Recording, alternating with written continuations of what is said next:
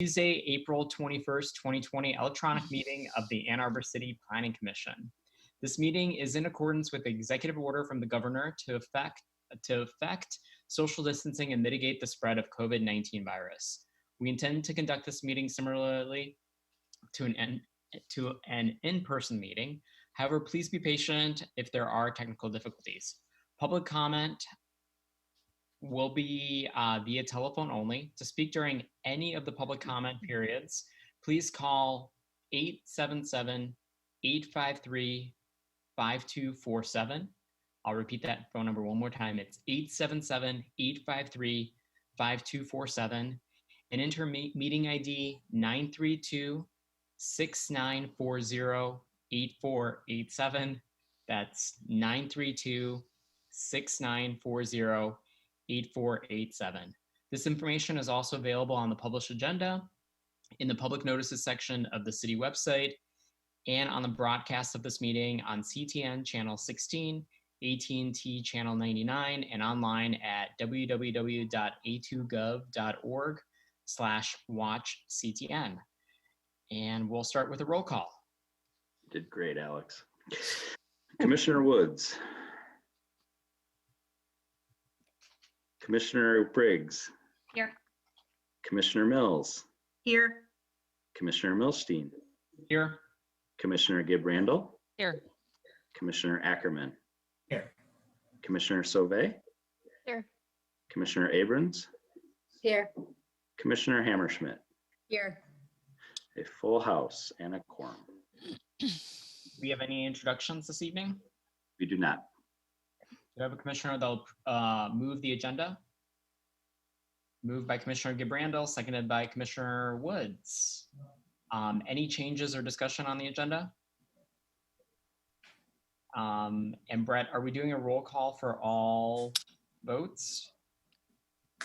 Roll calls are recommended under the governor's order. I'm less concerned about procedural votes such as minutes and agenda. It will be important for us to take roll call votes on any petition action. All right, great. All those in favor, please say aye. Aye. All right, our agenda is approved. Minutes of previous meeting before us this evening, we have the February 20th, 2020 City Planning Commission meeting minutes. Do you have a commissioner that will move them? Moved by Commissioner Mills, seconded by Commissioner Briggs. Any discussion or changes? Seeing none, all those in favor, please say aye. Aye. Aye. All right, they're approved. Reports from city administration, city council, planning manager, planning commission officers, and committees. We will begin with our city council representative, Commissioner Ackerman. Great. Thank you very much, Mr. Chair. City Council had a long meeting last night. Got out in the early hours of the morning today. And just a small handful of updates for you from that meeting. With respect to work that will be coming our way, at the direction of City Council, the Ann Arbor Housing Commission and the Ann Arbor planning staff, led by Mr. Leonard, have been pursuing the opportunities for affordable housing on several city-owned sites. Of those, two in particular were a topic of conversation last night. 415 West Washington, which is a decommissioned road commission facility across from the YMCA, and 350 South 5th, which is the site of the former Y next to the Blake Transit Center. With respect to 450, well, I guess I should say, for both projects, staff has been creative in proposing a different process to move forward than we have in previous years with respect to developing publicly owned land. In these scenarios, we would be moving forward with a pre-entitlement, meaning that we will, as a city, as a community, be shaping the parameters under which we would be comfortable seeing the development of these sites. And at that point, going to market to find a development partner to construct it on our behalf. So a little bit of a reverse kind of process that we've experienced in the past, putting things out for an RFP and waiting to see what developers bring back to us. which hopefully will engage the community on the front end and develop some more buy-in earlier in the process. With respect to 350 South 5th, we moved that forward with some excitement. On 415 West Washington, Mr. Leonard, I'm sorry, I'm gonna have to call on you. Did we vote to move that forward or postpone it? It was such a long conversation. I can't remember where it actually ended and the action minutes aren't out yet. I think the 350 South Main was enacted, so we'll proceed with that, but Right. there was some questions on 415 West Washington. Great, okay. And are we postponing that for more engagement? The Y lot? No, 415 West Washington. Yeah, 415 West Washington will be Okay. postponed for more public engagement with specifically the Tree Line Conservancy and some of the more immediate neighbors and residents of that site. Awesome, thank you. Great, and then to close the loop on something that this commission had a hand in, the credit union that we reviewed and recommended approval for at 2151 West Stadium, the MSGCU Credit Union site plan and rezoning, both were approved by City Council. Then turning our attention to kind of some long-term planning, last night City Council had the opportunity for the first time to vote on the A20 Ann Arbor Carbon Neutrality Plan, which is our ambitious endeavor to bring our community and using the city government as a lead agency and actor in that to carbon neutrality by the year 2030. There was a robust discussion and debate, which landed on moving the plan forward and beginning to implement it while also requesting of staff to bring back in short order some more information about financial planning to put some dollars and cents to the strategies and goals contained in that plan. That's everything for me. Thank you. Mr. Leonard, do you have a report for us this evening? Just briefly, we'll get to upcoming business public hearings soon, but at this point, we're anticipating that for the next Ordinance Revisions Committee meeting, we'll be delving a little bit more into planned project modifications. So I anticipate that discussion. We'll share that agenda shortly for those ORC members and the public. But that's it. Great, thanks. Planning Commission officers and committees, any reports from the Planning Commission? Seeing no one. Written communications and petitions, we have received a couple of items. They're in our packet, so please take a look at those. And we are now at audience participation. This is an opportunity for persons to speak for up to 3 minutes about an issue that is not listed as a public hearing on this agenda. And I'll repeat that, that is not listed as a public hearing on this agenda. We will have public hearings on the items further in the meeting. To comment on such other matters than what's on the agenda, please state your name and address for the record. Public comment will be made by phone at the number appearing on the published agenda and displayed on the meeting's video feed. If you are interested in speaking at this time, please call the meeting with the information provided. City staff will select callers that have raised their hand one by one using the last 3 digits of your telephone number. In order to electronically raise your hand to speak, please press *9, that is *9 on your phone. You'll hear an automated announcement that the host is allowing you to speak. When speaking, please move to a quiet area and mute any television or background sounds so that we may hear you clearly. So that's *9 if you'd like to speak to the Planning Commission. And just to remind people who are watching on TV, the phone number is 877-853-5247. And the meeting ID number is 932-6940-8487.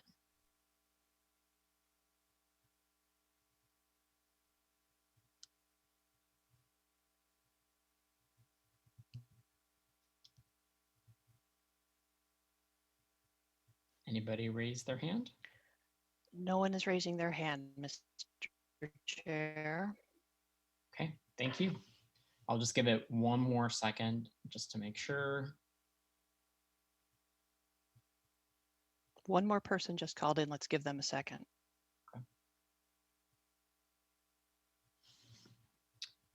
Just for fun, I'll repeat the phone number and the meeting ID number, just in case somebody's at home watching.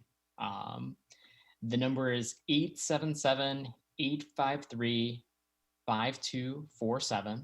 So that's the phone number you dial. And our meeting ID is 932-6940-8487. And I will have a jingle for this at a later meeting. Do we have anybody at this time? Wait. Yeah.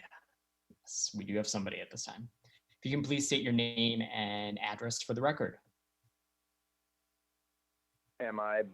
Caller 094. Is somebody hearing me? Yeah. Yes. I'm sorry. Am I? I'm not sure if that's me or not. Yep. Am I being heard? Hello? Yes, Yes. phone number 094 or an ending. Oh, with okay. Yes. Thank you. Yep. name and I was calling with regard to the Main Street topic, and I saw the agenda, and then I also saw that I briefly heard while I was trying to figure out which which way to get a hold of anybody about it. I briefly heard that was postponed as of yesterday, so maybe it's too late to make any comment with regard to that. so the Main Street is later in our agenda, so we'll have a public Okay. hearing after a staff report. So if you want to stay Oh, on okay. watching us and call back in, so we'll be reviewing that later on in the meeting. Oh, okay. Pardon me. I'm sorry to interrupt then. No But, problem. yeah, I'd like to comment on that specifically. So thank you. That's agenda item 9C for us. So if you're looking at an agenda, so it'll be coming up later in this meeting. Okay. Thank you. Thank you. Do we have anybody else at this time? Mr. Leonard? Just that caller, it's possible that caller might be interested in the Valhalla project as well. Well, that is on Ann Arbor Saline. That is a project that the petitioner has requested postponement, but I just want to clarify that it's technically on Ann Arbor Saline Road, but might presume it to be self-made. Got it. Okay. And we will have a public hearing on that shortly as well. Is there any other audience participation? Seeing none. All right. We will move on to public No hearings. one else. Great. Thank you. We'll move on to public hearings for our next business meeting. Mr. Leonard.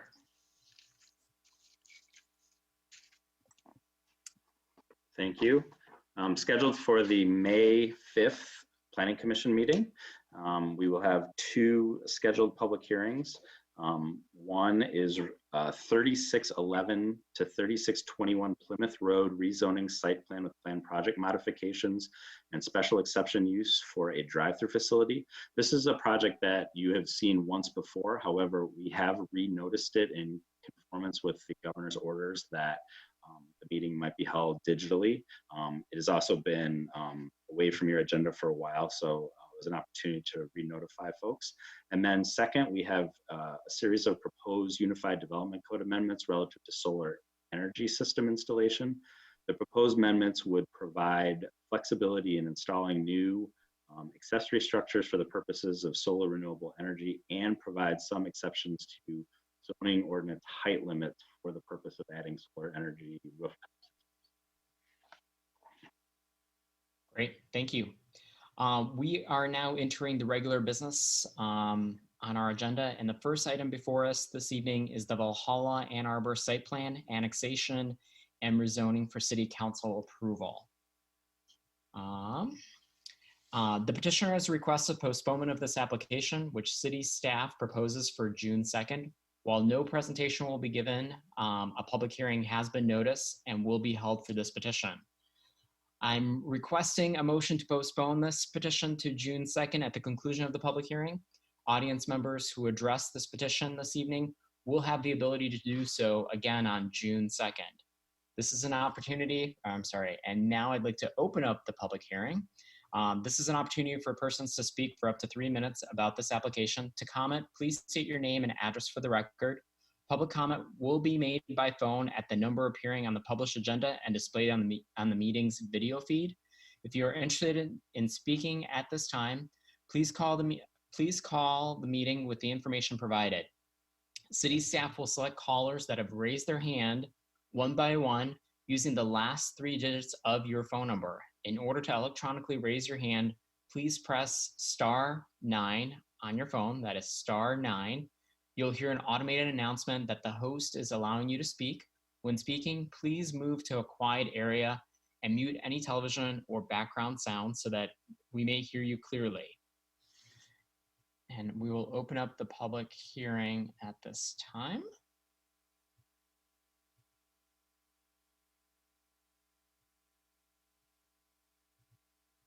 And the Valhalla project is the project that is at Ann Arbor, Saline, and Main Street, South Main Street.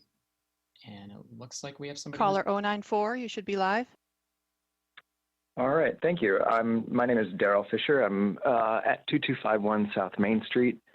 Let's see. I'm also the association president for the last 15 years at the Main Street Commons Condo Association on Main Street.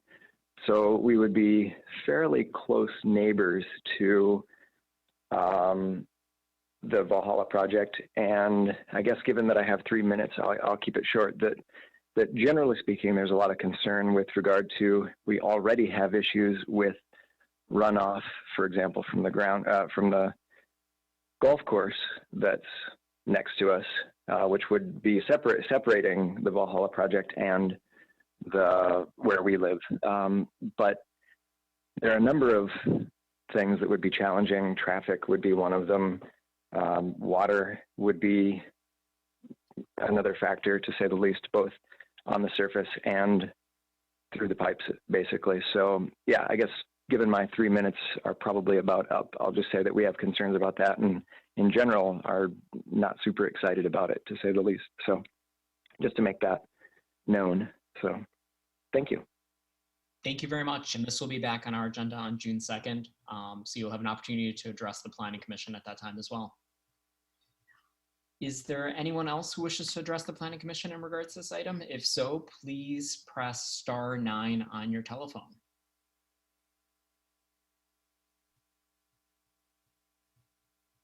It looks like we have somebody who's raised their hand.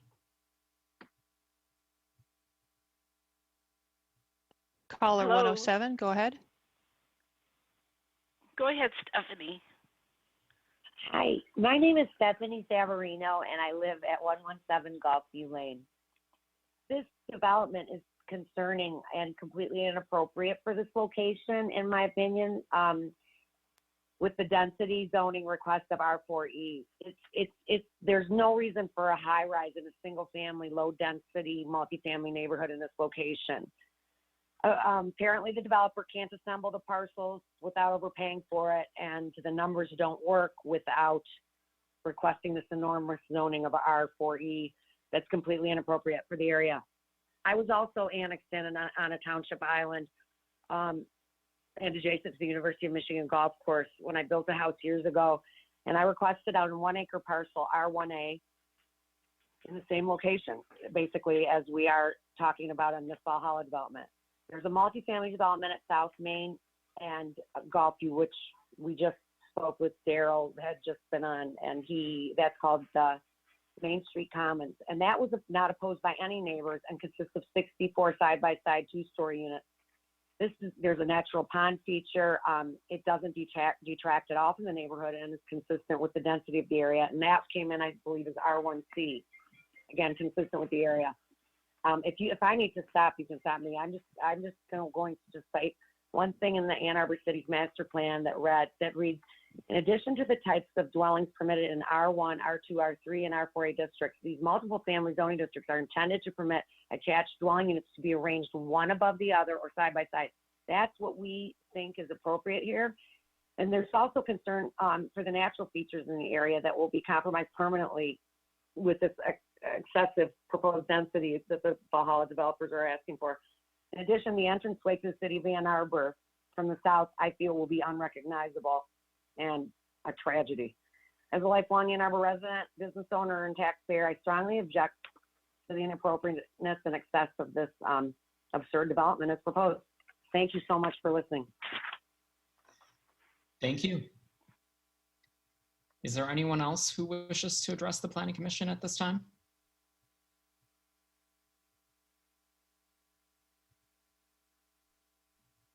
Hello? Hi Hello, there. this is Jean Holland.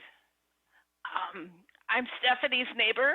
My backyard faces the golf course, and I just wanted to support everything she said. Our neighborhood group is in agreement that a high-density, tall, packed structures that is being proposed is not appropriate for this particular setting. We don't have a problem with someone wanting to develop that particular neighborhood, but putting 500 units in a place that currently has 15 or 16 single-family homes is just an unbelievable idea. That's really all I had to say. Thank you so much. Is there anyone else in the audience who wishes to address the Planning Commission in regards to this project?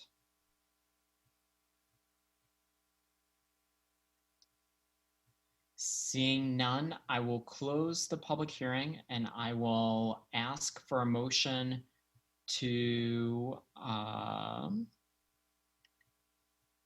postpone until June 2nd. Do you have a commissioner that will move that?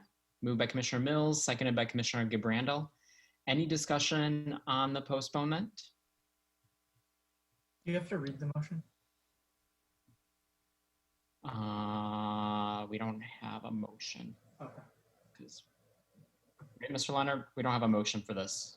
It's what's being postponed automatically. It would just be postponement of the motion that's presented in, oh yeah, I'm sorry, you don't have a staff report. I would just suggest that the motion read that the rezoning and site plan and related petitions associated with the Valhalla application be postponed until June 2nd. Commissioner Mills and Randall, are you okay with that motion as stated by Mr. Leonard? Thank you. Any further discussion? Thank you, Commissioner Ackerman, for that. Seeing no discussion, all those in favor, please say aye. Aye. Aye. Oppose? All right, it is postponed. Next item on our agenda for those following the meeting, it's 9B, Green Hill School Track and Field Site Plan and Landscape Modification for Planning Commission approval. Commissioner, I would like to indicate that I have had a relationship with Green Hill School. My children have attended the school as well as grandchildren. And so I want to make sure that the commissioners are aware of that in case some would want me to recuse myself from this discussion and vote. Does anyone have any concerns about Commissioner Woods participating in discussion and voting on this item? Anything, I feel like you have more context. All right, thank you. All right, so so this evening, we'll hear from the petitioner. They'll have up to 10 minutes to address the Planning Commission in regards to this item. We'll then head to Mr. Khun for staff report. Then we'll open up the public hearing and then discussion and vote. So I will hand it off to the petitioners for their report and presentation. Good. Hi, I know you turned it over to Jeff, but my name is Peter Figueroa. I am the head of Green Hills School and have been for now 10 years. In two different stints, I was the head of Green Hills from 2005 to 2012, and then went out east to run a boarding school and missed Ann Arbor so much, and was very fortunate to be rehired a couple years ago to be the head of Green Hills again. Many of you know, and Wendy, we love your kids and grandchildren, of course. It's been a pleasure to work with them. Green Hills, as many of you know, has been a vital part of the educational community in Ann Arbor for over 50 years. We were founded in 1968. And since that time, we've grown to be a school of over 500 students and 100 faculty and staff. We've been about 500 or more for the past 25 years. And we've stayed true to some of the founding principles that began when a group of parents in Ann Arbor founded the school, which was to serve the Ann Arbor community, to be committed to keeping a tuition level that is still within range of, really the original blueprint was looking at tuition for a 2-professor income at the University of Michigan. Commitment to financial aid, which is 20 to 25% of our students are on aid, about 10 to 15% of our operating budget. So right now it's $1.5 million a year that we use to make sure that we are casting a broad net and we're providing this education for as many people as possible. Over the years, we've seen growth. Obviously, like any school, we've had to meet the needs of our students, and I am proud to say that the capital projects that we've embarked upon, we've gone about thoughtfully. We've gone about with some of our core principles in mind and our mission, which is to empower students to be creative, curious, and responsible, and whose lives will better the world, and particularly with sustainability in mind and community in mind. The Campbell Center for the Performing Arts is not just a theater space for our own students and own community, but it is a space that we open up to the public, that nonprofits in the area use pro bono. Our tennis courts and our field and our grounds are places where our neighbors enjoy. It's a beautiful area. We're surrounded by both Earhart Village and Concordia and Glacier Village. All 3 enterprises are places we've had great relationships with, including building trails that have connected Glacier Hills and Green Hills to the north. Our most recent projects, we put a geothermal wells behind the school. When we built the new science wing, we put a green roof on it. The retention ponds and all of the work that we've done in keeping with our core principles. And this most recent project is a great example of that. We've worked with the Ecology Center downtown to make sure that this turf field is going to be organic infill. We have been researching the PFAS in the grass blades and the artificial grass blades, and we're very much taking advantage of the fact that on one hand, we're the last to actually go turf. We've had a grass field. We're one of the only schools in MHSAA to still only have a grass field. But we've learned, and we've learned from our local schools too, and some of the decisions they've made about their turf projects. So this is a field that is necessary for our student athletes because it's a Michigan spring and fall. And when you have one field, we end up having to actually use a lot of our local schools' fields when ours is unplayable. The track is an aging track, and we have to replace it with an 8-lane track that will meet the needs of our student athletes. So we're really excited about this project. As with everything we've done at Green Hills, it's something that we absolutely need. We're really looking forward to getting in the ground and getting it going. I'm going to turn it over now to Emily, who will talk a little bit more, and then look forward to answering some questions. Yes, and we submitted some slideshows. Do I need to share that, Jill? Yeah, okay. Here, I will share that for you. Okay, great, thank you.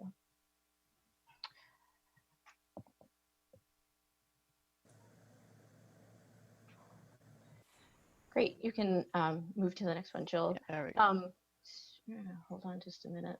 Just filled up my whole screen and I lost my notes. There we go. All right, thanks. So this project, as Peter introduced you, is replacing and improving the athletic field, which is located between the school facility and the highway, so east of the facilities. And as he noted, the need to do this is really for the student athletes' safety and to improve the athletic conditions that the student athletes are using here. and to make the area more usable during adverse weather conditions with the synthetic turf being in the middle there. In addition to that, actually the improvements will allow for stormwater management improvements with replacing the track from 6 lanes and going to 8 lanes there, and improving some of the infield areas with track surface. And then the interior going from natural turf to synthetic turf, we are increasing the impervious surface of the site ever so slightly, which triggers some of the stormwater management requirements out here. We're limited by the existing clay soils that are out here to allow for infiltration. But to supplement that, we have underground detention that will be occurring underneath the new synthetic turf field that will be managed to manage the 100-year 24-hour storm event with a release rate that's been approved by the Washtenaw County Water Resources Commission. The drainage in this area will discharge to the north through the existing drainage system and connect to the existing drainage system through the restricted outlet. We've been working with, as you've seen on the plans, with JS Fig, who's the construction manager for this project. Smith Group and JS Fig have worked on a number of athletic fields in the area together successfully. So we have a good working relationship as well as with Greenfields, and have been mindful about how they can get access to this area as it's kind of behind the fields, behind the school, and limiting where construction access is and limiting disturbance of other areas. That area where the athletic field is the only area of disturbance. We're not proposing any improvements at the driveways or parking lot areas. And as indicated in the staff report, there is a request for a landscape modification. Since we're not changing anything in the parking lot, we don't meet the requirements of the interior landscaping in terms of sizes, but we meet the intent of the ordinance here, and all the other landscape requirements around the site are in compliance with the ordinance through there. If you click through, I'd probably talk through most of these other slides, but we can share a little bit more information. The next one.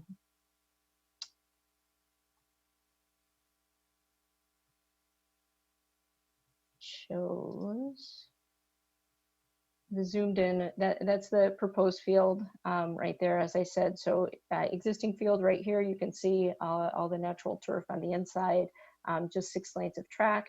Moving to the next slide, you can see the graphic representation of a slightly wider track to include 8 lanes, as well as new interior track surface at each end of the track. And then synthetic turf will be in the middle of the field there. If you can click through to a few of the other ones, you can see some of the stormwater management system outlined, which is in a stone base underneath the field, which helps stabilize the field and provide a more stable field during other conditions as well. That's the proposed layout there.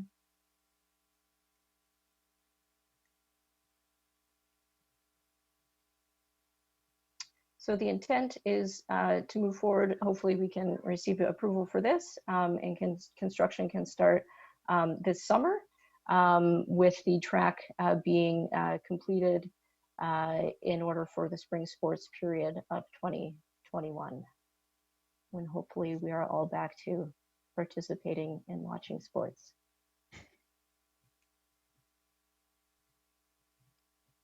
I think that's all we had. Peter or John and Joe from JS Big are here as well. Jeff, if there's anything we missed that you want to point out.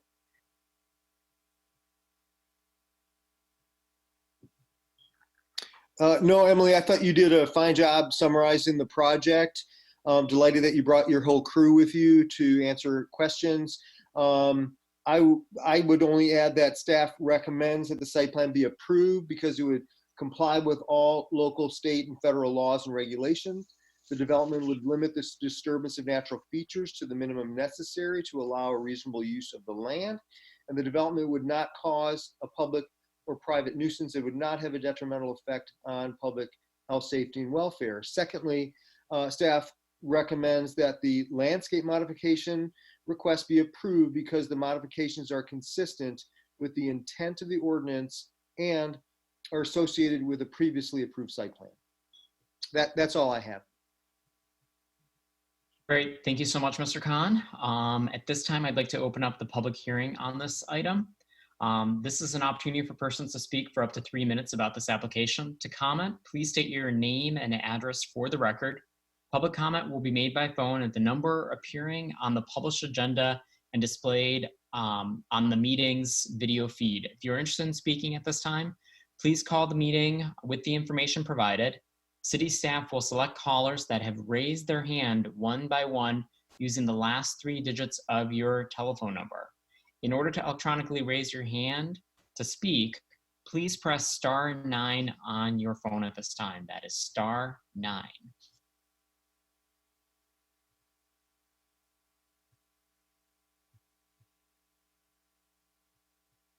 Caller 963, go ahead. Hello, my name is Rita Ross. I live at 782 Green Hills Drive, and I live in Earhart Village Homes. I believe the site plan says that this is the property west in an apartment complex, but it is not an apartment complex. It's a condominium association of 174 townhouses. My concerns are about the buffering landscape, traffic impacts, and the environmental impacts of the project. In terms of the buffering of the buffer landscape, when Green Hills installed their tennis courts and the track originally, there was a site plan that had buffered landscaping that was never done. It was part of the plan, it was approved, it was talked about, but then apparently they ran out of funds and they never did put in that buffered landscaping. So if you're referring to that, it was never done. And currently, the situation now is that the canopy trees in that area that border that parking lot that separates the condominium association from the school's parking lot, several of those large pine trees have been removed and not replaced. Many are distressed due to drought conditions. And much of the mature vegetation has died off, therefore exposing the parking lot and the condominium homeowners to vehicle noise and to light pollution. So I would like to see the school improve these deteriorating buffering conditions and bring it up to what it was supposed to be from the previous site plan that was never completed. I currently also have some concerns about road safety and access. Primarily during drop-off and pickup hours at the schools, it's very congested, as you would expect. But my concern is what will the construction traffic be like when this occurs? Most importantly, we have pedestrians, students walking to and from the bus stop located at the corner of Earhart and Green Hills. So I did not know until this meeting today that this construction was occurring in the summer, which would be great.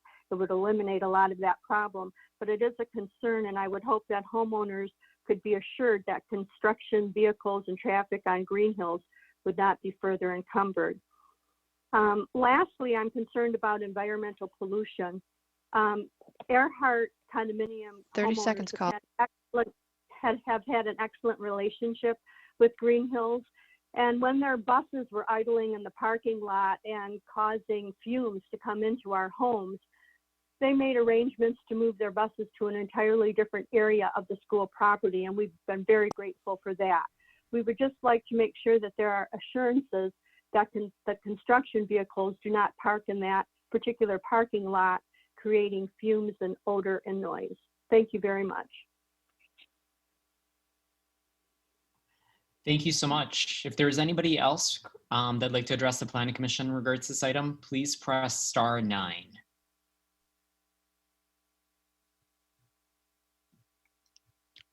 I don't see any others.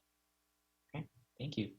Seeing no one else, I will read the motion.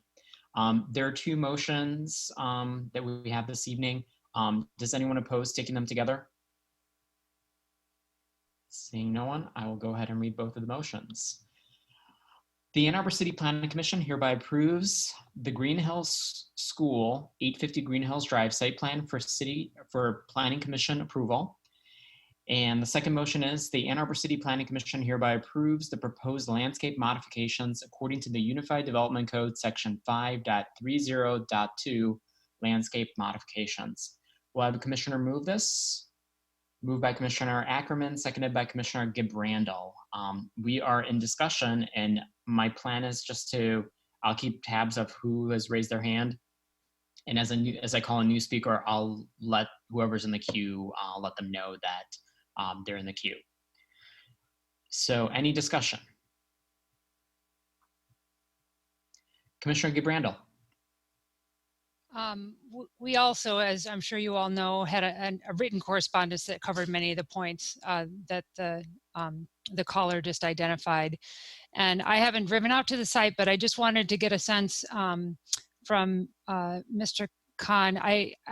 I'm assuming that because of the size of the project that's going on, that the kind of whole site has to come up to compliance, and that's why we're looking at the parking lot screening and things like that within the context of this project, because obviously if the landscape islands are too small and they're far distant from the project, that's part of the reason that this is all becoming reviewed at this point. Right. Just globally, we require every site plan to ensure all of the trees that were originally shown on the site plan to continue to be provided. And if they die, or if they're removed, we require that they be restored. And as you can imagine, if a site has been there for over 50 years, there's going to be some dieback.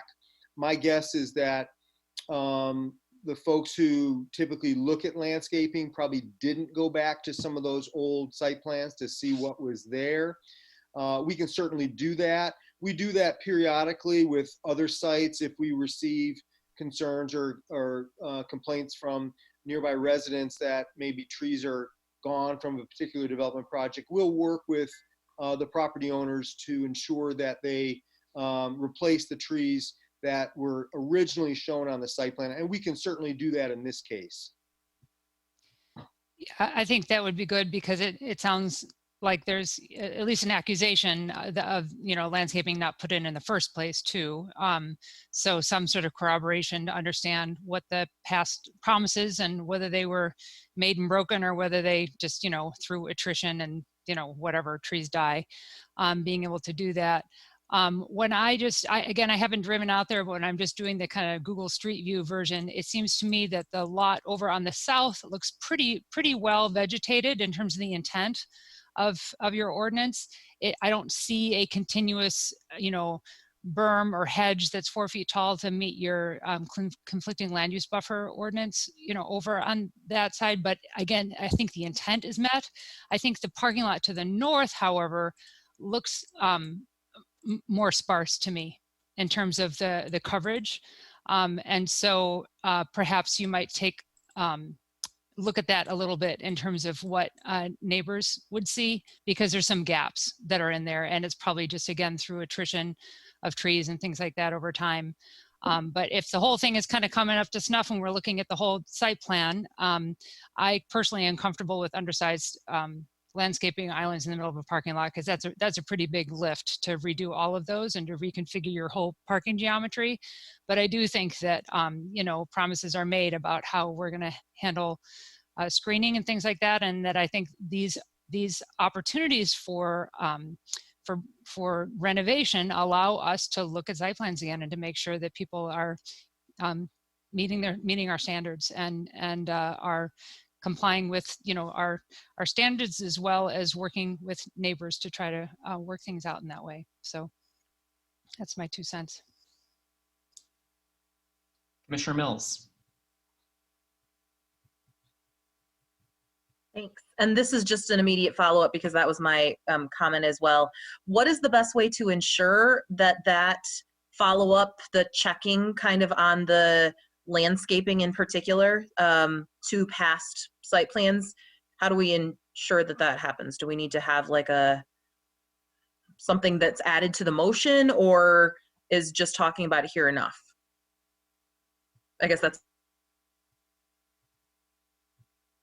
the questions for staff. I don't think we need anything specific to the motion. What we can do is just review past project files for those past site plans, and as part of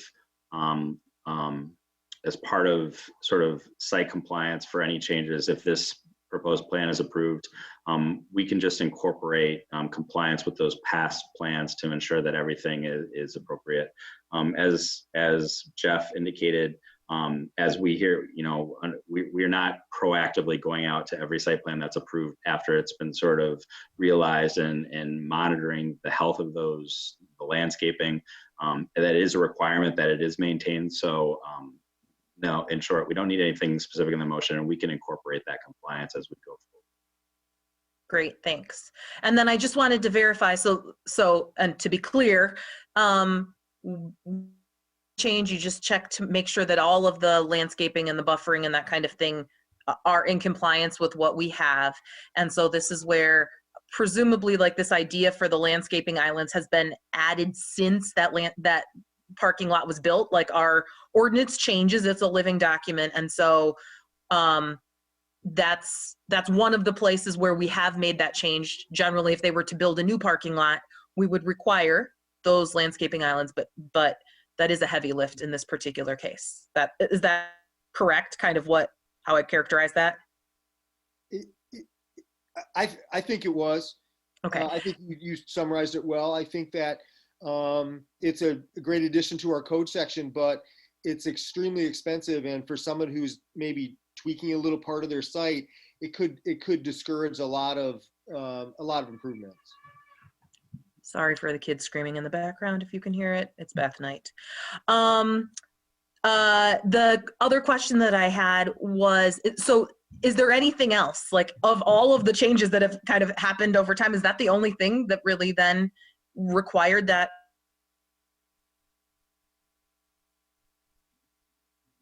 We'll be approving? Sarah, would you mind restating that? The last part of your statement was cut off for me. Sorry. The question was, is there anything else in doing that review? Was the parking lot islands the only thing that was out of compliance, or is kind of the landscape modification that we're approving tonight something else that we have to? Was there anything else captured in that? My understanding is that it's only the modification was the focus for tonight. Brett, you may have had a better chance of hearing Sarah's whole statement, so you may want to interject. To my understanding, if I'm understanding your question correctly, that is the only modification that would be necessary for compliance. Can I add something? This is Emily from Smith Group again. I just want to say, as you can see in the plans that you have a copy of, we did an extensive tree survey of the entire property and confirmed tree species and size and condition out there. And Jeff, you can correct me if I'm wrong here, but I do believe that we are in compliance with the existing requirements in terms of conflicting land use buffers and other elements required by the landscape ordinance. And I believe the only thing that we don't meet in the current ordinance, regardless of what may have been on previous site plans, but in the current one is those landscape islands as they've been identified. That's my understanding. Tiffany Jacobazzi is our staff member who does the landscaping review, and she also does natural features review. She does a comprehensive review, and she would have done this for the whole site.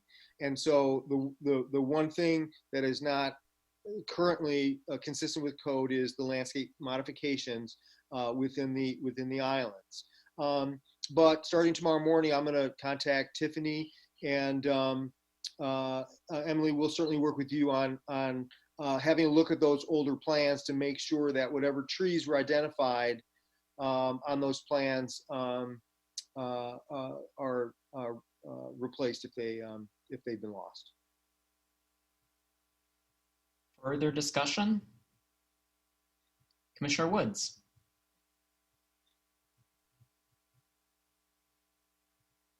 Sorry, I had to unmute myself.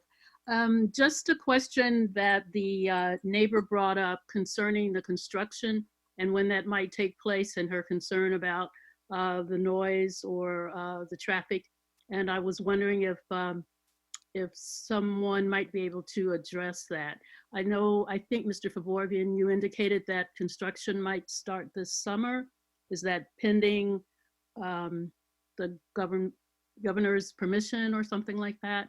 And then could you give us a sense of the hours that the work would take place and whether or not you would anticipate, I'm assuming you would prefer that it not take place while school is in session, but could you just give us a little sense of that so we can make sure we're addressing the concerns that that neighbor brought up?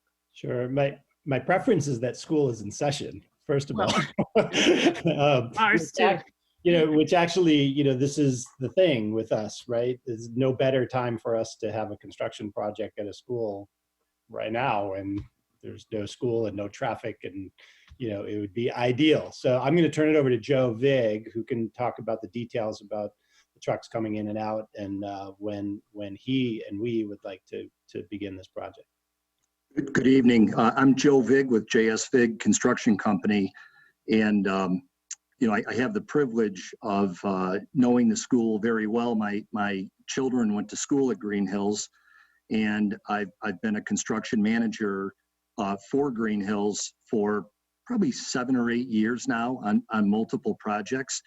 And we're very mindful and aware of the residential development to the west, and we've worked very closely with John Nickel and his team to try to address any of their concerns in the past. As Emily mentioned in her presentation, when this project was designed, we actually designed the construction access road, the Smith Group did, around the east side of the building. So construction activity will enter the site at the north end of the site, and it will be routed around the east side of the building. The closest proximity of the field construction activity to the residential neighborhoods is about 500 feet. And, as my field supervisor pointed out to me, there's quite a bit of elevation change as well as you extend from west to east. The western elevations sit higher in elevation. And then also, as you saw in Emily's presentation, the stormwater connection is to the south of the property. So there's really kind of no interference or direct conflict between any of the residential development to the west and this construction project. That would be maybe in contrast to the last project that we did, the most recent project that we did, where we had construction activity happening on the west side in the west parking lot, and that would have been more direct, but we still managed to mitigate that quite well. From a pedestrian safety standpoint, I think that was a really good question by the caller. So, we will have flag people stationed at appropriate points so that when we have trucks entering and exiting the property, we'll have safety controls in place. And then also from a kind of a dust mitigation standpoint, we will have, in addition to the soil erosion controls that are explicitly called for on the plans, we have a complete kind of dust mitigation strategy and street sweeping strategy. So because of our familiarity with the expectations of the neighborhood, we're very confident that we can meet those requirements. In fact, I personally know residents in the development, and I'm extremely mindful of their concerns. Thank you. Thank you. Any further discussion? All right, Commissioner Randall. I would just, when you have Tiffany look at things, I'm just looking at the Washtenaw County's, aerials and things, and it seems to me that that north parking lot it gets pretty thin in terms of a buffer. And I know, for any new development, there's quite a few components to the conflicting land use buffer, and I just don't see shrubs or things like that in there. So just have a look at all the different components, which are evergreen trees, deciduous trees, and a 4-foot shrub or 4-foot hedge or berm. So just make sure that, if we're reviewing it per that, and this is going through and getting passed by us, that she's looking at it with those eyes too. Will do. All right. Further discussion? Commissioner Hammerschmidt. Just really quick so I can feel good about asking this question. Joe, thank you very much for explaining, the process that you're going to go through to make sure that environmentally and from a safety perspective, everything's good. I'm assuming you're going to have signs up so that if a resident does have an issue, they'll know exactly who to call to make a complaint. That's an excellent suggestion, and we absolutely will do that. Okay, great. Thank you. Great. Further discussion? I think Green Hills wins in the regards that during my, what feels like not many years, but it's been a couple of years that I've been on the commission. I think this is the third time we've seen you guys for a different construction project. So you guys are definitely busy there. Any other discussion? All right, see no one, we're ready for a vote. We will be doing a roll call vote.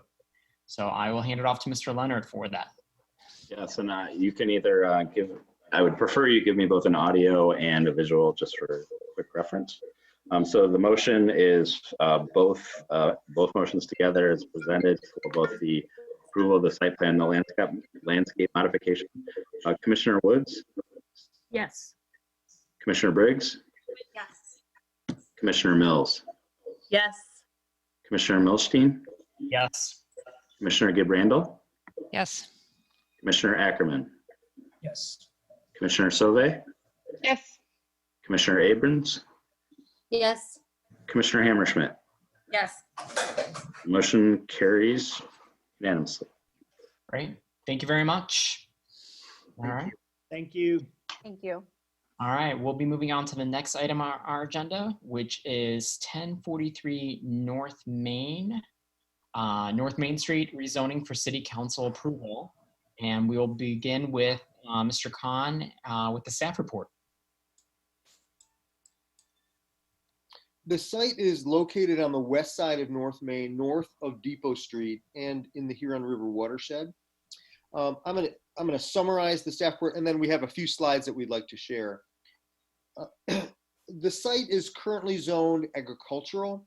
The minimum lot size for the ag district is 100,000 square feet, which is about 2.5 acres, which means that a new single-family home would be non-conforming for the lot size, which is about 6,200 square feet. Additionally, the ag district requires a minimum of a 50-foot rear setback, which would basically make the site impractical to construct a new home on. So the site, we believe, is too small for any other residential zoning district other than single family. Since the minimum lot size for R1D is 5,000 square feet, the petitioner is proposing an R1D zoning district in order to construct a new single family home. Access will be from North Main Street. Staff recommends the proposed R1D zoning be approved because it is an appropriate zoning district for the proposed single family land use, is consistent with the master plan recommendation, and is compatible with adjoining uses. I think Jill brought up the slides for 1043 North Main. This is a photograph looking west of the house that's there now that is not in great shape. We can go to the next slide. This is a survey showing parcel 1, which includes the single family home. The single family home did have a carport that extended a little bit into the north property line, but that carport has been removed. that also shows a little bit of an encroachment into the Mdot right-of-way along North Main Street. Once the building is removed, that encroachment would cease to exist. We can go to the next slide. This is an aerial photograph showing the approximate location of the home. As you can see, it's pretty close to North Main. There are a few other homes just immediately to the south, and buffering the site to the north and to the west is Bluffs Park. We can go to the next slide. This is a slide just showing the zoning in the area. As you can see, the ag zoning is by itself there. Although I do want to point out that the St. Thomas Cemetery is also zoned ag, just a bit to the west. To the south is R4C, and I believe that may be the last slide, unless there's something else in there. Yeah, that looks like it. And so that's the end of my staff report. Great, thank you. At this time, I'd like to open up the public hearing on this item. This is an opportunity for persons to speak for up to 3 minutes about this application. To comment, please state your name and address for the record. Public comment will be made by phone at the number appearing on the published agenda and displayed on the meeting's video feed. If you're interested in speaking at this time, please call the meeting with the information provided. City staff will select callers that have raised their hand one by one using the last 3 digits of your phone number. In order to electronically raise your hand, please press *9 on your phone. That is *9 if you'd like to address the Planning Commission in regards to this item.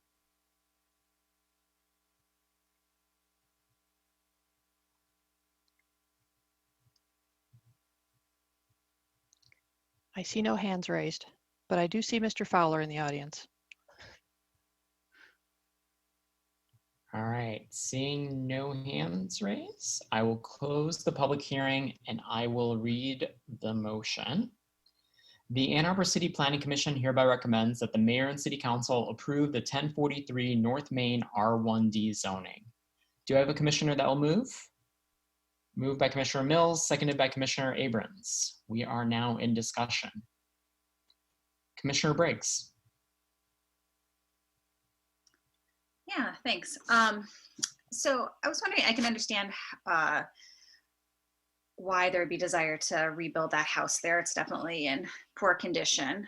And I can see the desire to rezone to a single family use district. But I was wondering in terms of how this was taken into consideration with regards to natural features, and how I was looking at the different sort of priorities in terms of highest, mid-level, and low-level concerns. How are those slopes in those areas considered? And I noticed that there's already work that's happening on the site. So that's one of my first questions. I can try to start my response by addressing your second point, which is the work that's already been done. I was out there yesterday and noticed a bobcat doing some grading. I immediately checked Trackit to see if a permit had been issued, and then contacted Peter Stevens when I didn't see one. He said he was going to investigate the matter. He thought that there might have been a permit issued for one of the 4 parcels along this stretch, but hopefully he'll get back to me a little later this week. With regard to the natural features portion of your question, as you probably know, single-family homes are exempt from meeting our natural features requirements.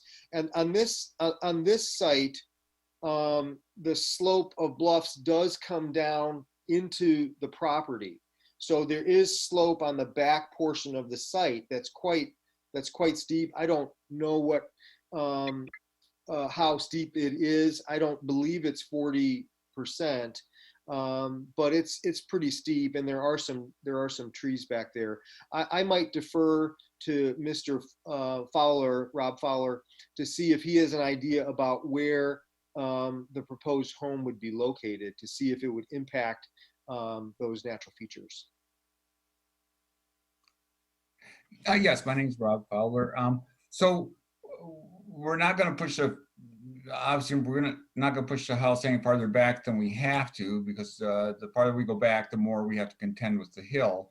We do figure that we're going to have to put in a retaining wall in the back to give us some sort of a flat spot, so we actually have a rear yard. So there is currently part of the hill has been dug out in that, whether it's on that property or on the adjacent property right now. Just on the adjacent property, we have a permit to build a garage there on 1041 North Main. So I guess part of my question is how do those natural features come into play in terms of thinking about a rezoning and whether that rezoning is appropriate given the natural features that are there? Well, more so this question's more for staff on that one. Sorry. Oh, I'm sorry. Yeah, I think one of the things that you're referencing, Commissioner Briggs, is that under the UDC, there are some exceptions from rezonings where either an area plan or site plan is required. One of those is when a proposed property under 2 acres is being proposed to be rezoned for single family. And so I think what probably there's a bit of a gap in knowledge, because a detailed site plan has not been accompanied by this rezoning per those standards.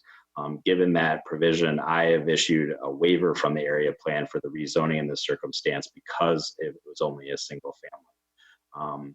I'm happy to follow up on this to see if that is something that is absolute for that decision, or if that's part of your decision as well, to say, no, that's something we'd like to see before we make that determination. But I'll need a minute on that. But in short, I don't think that the natural features, my initial reaction is that they shouldn't be paramount to your decision on the rezoning. The master plan has already provided some level of guidance as to how that land use should be governed. And then we in turn rely on our UDC natural protection ordinances and requirements to make sure that any physical development that happens there is respectful of those. I recognize that we provide more flexibility for single family uses than we do for site plans. But that's the sort of regulatory framework that we thus far have chosen to enact as the city. Okay. And then since it's adjacent to Bluffs Park there, and then there's the 3 properties that are zoned R4C next to it, I think. And if I'm correct, none of those appear to have parking associated with them. I'm assuming that folks have been, that there's been kind of a shared parking arrangement that maybe has been happening because there's an incredibly wide driveway there, and there's been a carport, and the sidewalk has ended at that property. And so I'm curious what's happening with regards to, I mean, obviously we're just rezoning and we don't know, but based on how we're seeing the property used today, I wonder if those considerations have been looked at.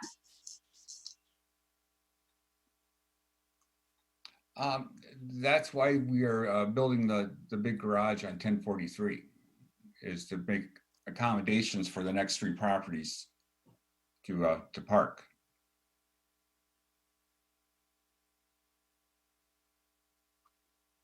Got it. So I'm just struggling a little bit with this one, because it seems like I can understand the limitations around having it zoned agricultural, but this seems like an area that based on kind of it's not a great zoning category, but based on what the initial purpose of it was, it seems appropriate for the area, but it seems inappropriate that housing was actually ever built on this piece of property. So I'm having a little problems with actually rezoning it and maintaining and then putting single family homes there that then don't have to be respectable to the natural features as maybe they should be. So that's where I'm at right now, and kind of trying to understand kind of why we're at, but I'll let others discuss this more. Commissioner Ackerman. Thank you, Mr. Chair. Just a very specific question. This is where the sidewalk ends on this side. Would any future construction include sidewalk continuing through the site? Hopefully one day continuing north through the public right of way as well? I could take a stab at that. Typically, when a new single-family home is being constructed, our public services staff will ask for a sidewalk to be included. As you know, North Main is a very narrow right-of-way. I think it may be 60 or 66 feet, accommodating a 4-lane boulevard with a sidewalk on the east side. So the sidewalk actually is probably going to wind, if the sidewalk gets constructed, it would wind up on private property, but we may be able to obtain a public access easement on top of it. But those are all voluntary. None of that would be required by code. I may ask Brett if he has an idea about that. On the sidewalk, I think it is part of our standard specification constructions that a sidewalk be put in place. However, there are relief valves that the Public Services Administrator, I believe, can determine that it is, he can waive that requirement as part of the issuance of a permit. I know that has been done in cases where there aren't, for example, an improved street where you have full curb and gutter and stormwater, or I don't know specifically if those exemptions have occurred where there are not an existing complete sidewalk network or not. So the short of it is that it's an expected detail, but there is a relief valve administratively if the petitioner were to seek to try to limit the requirement or avoid that requirement as part of a single family home. Yeah, I remember it was quite the topic of conversation when we were discussing medical marijuana provisioning center at Hawkins Auto Body. Just that this is an area that's kind of chronically had sidewalk issues, but it'd be to preserve that in case we're ever able to connect those, just because it's one of the most beautiful parts of town, but one of the hardest to get to by foot or by bike, which is how you want to enjoy it. So, 2 cents. If I could just follow up on that previous question, I misspoke slightly. That's not a waiver I grant. If you look in section 5.29.9 of the UDC, the actual ordinance says in the case of a rezoning for a small 1 or 2 family residential, only a dimension map is required. It doesn't require an area plan or site plan. And therefore, that's why those full natural features analysis don't occur in conjunction with that. Man, on Zoom, we can't tell if you're reading or if you just have the UDC memorized, like chapter and verse. It's smooth. I'll leave it as a mystery. Cool. Further discussion? Commissioner Randall.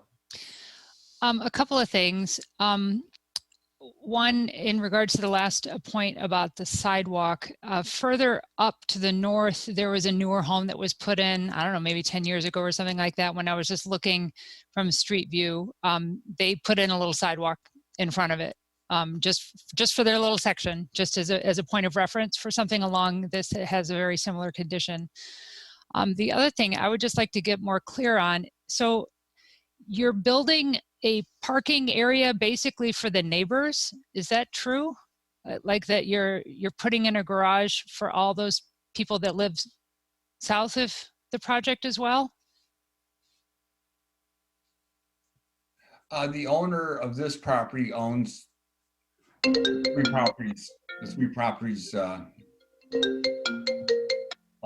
those other 3 properties, they all are owned by the same person.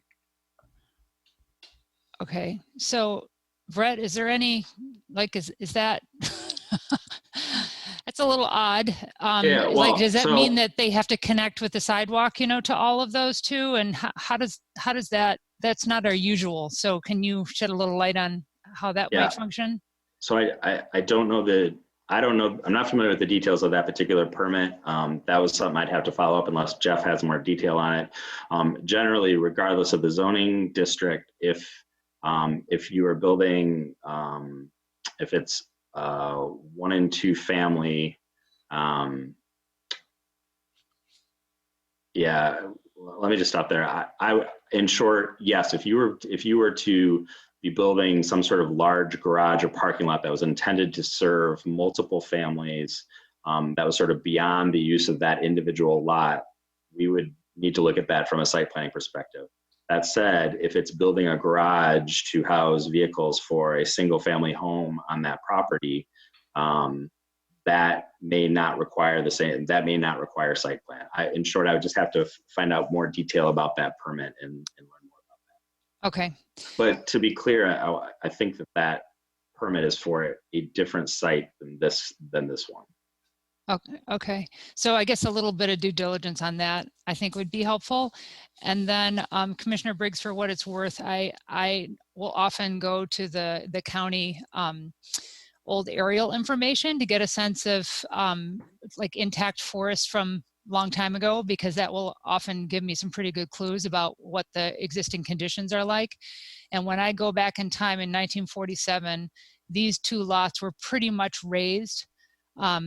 No trees, maybe 1 evergreen, whereas just west of it, up the hill and to the north, it's got a bunch of old oaks. I can just tell by what they are, so that tells me there's probably a lot more kind of young vegetation that's in that area in terms of the hillside. It doesn't mean that there aren't young oaks there and things like that, but it's probably not the same quality as what's further up, because clearly in this older aerial, you can just see that the thing was scraped, and not much was there. So again, I know we're not regulating around that, but just in terms of my understanding of how that site, without going out and seeing it right now, what the quality of it may be, my guess is that it's not some of the higher quality in that area based on the fact that it was stripped in that time, because often post that time, a lot of invasives come in. That's a kind of a typical scenario that happens. Not always, but a typical one. Commissioner Mills.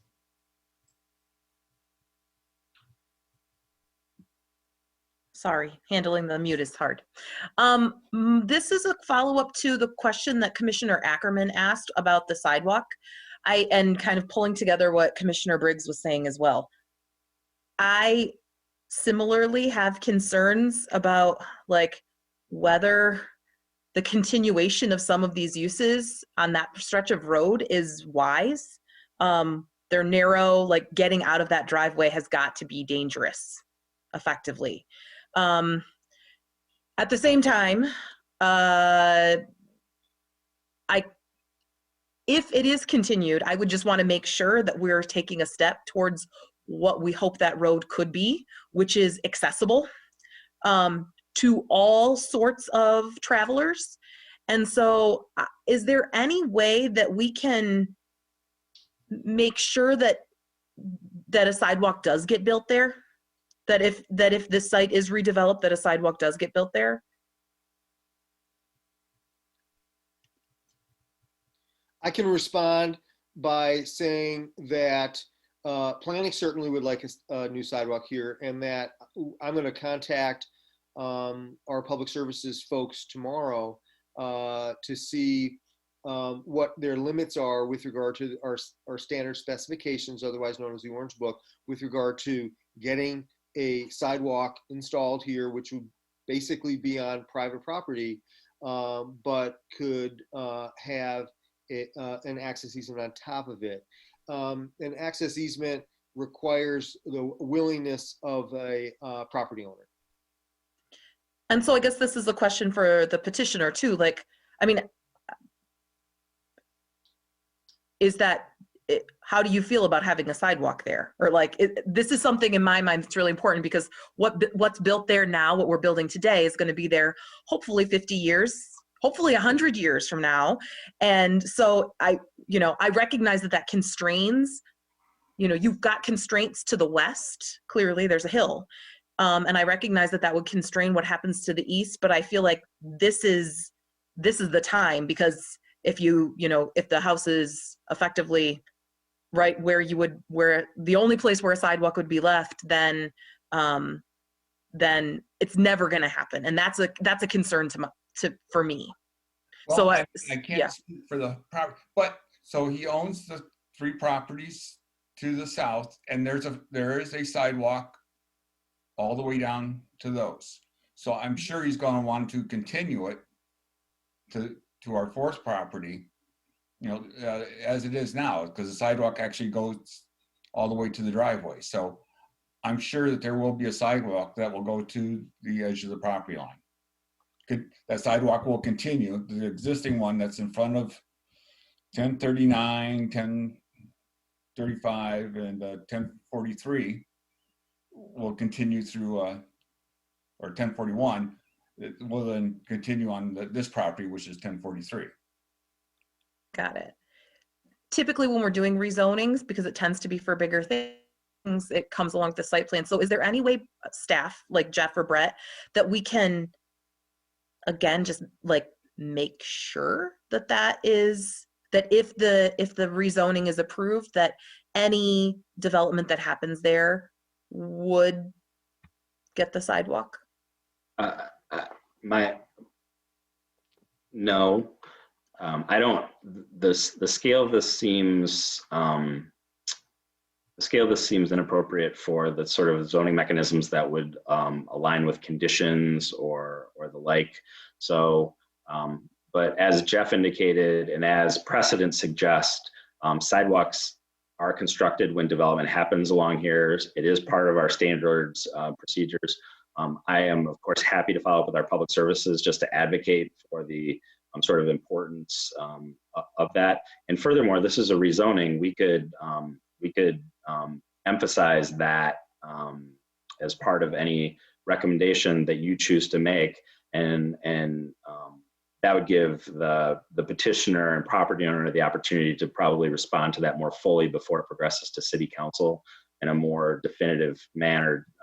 We might even be able to make some of the steps in advance just to, if for example, a public access easement is required or what have you, that would give us the time to start putting that into place. So I think that I am comfortable relying on our standard specifications and our goals as the city, that there is a release valve in that. But again, I don't think that tradition along this corridor has demonstrated that there's been a quick willingness to invoke that for these developments. So does that help at all? Yeah, I mean, I know I, for one, and just in terms of like passing this along, I don't know that it's worth holding it up now, but sending the message that if that public access easement is, I would feel a whole lot more comfortable voting for the rezoning if I knew that the owner of the property was willing to have that there. Because in my mind, like, that ensures that even if it doesn't get built, if for whatever reason, the sidewalk unit decides that it doesn't make sense to require the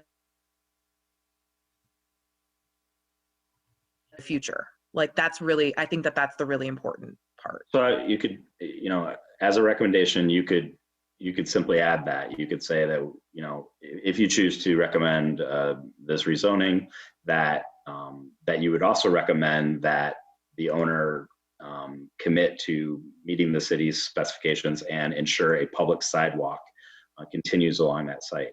I want to be clear, that's not 100%. Even with that, it's not going to be 100%, but based on what the petitioner is indicating in the history of the property owners installing it in other properties, I just see the risk as relatively low.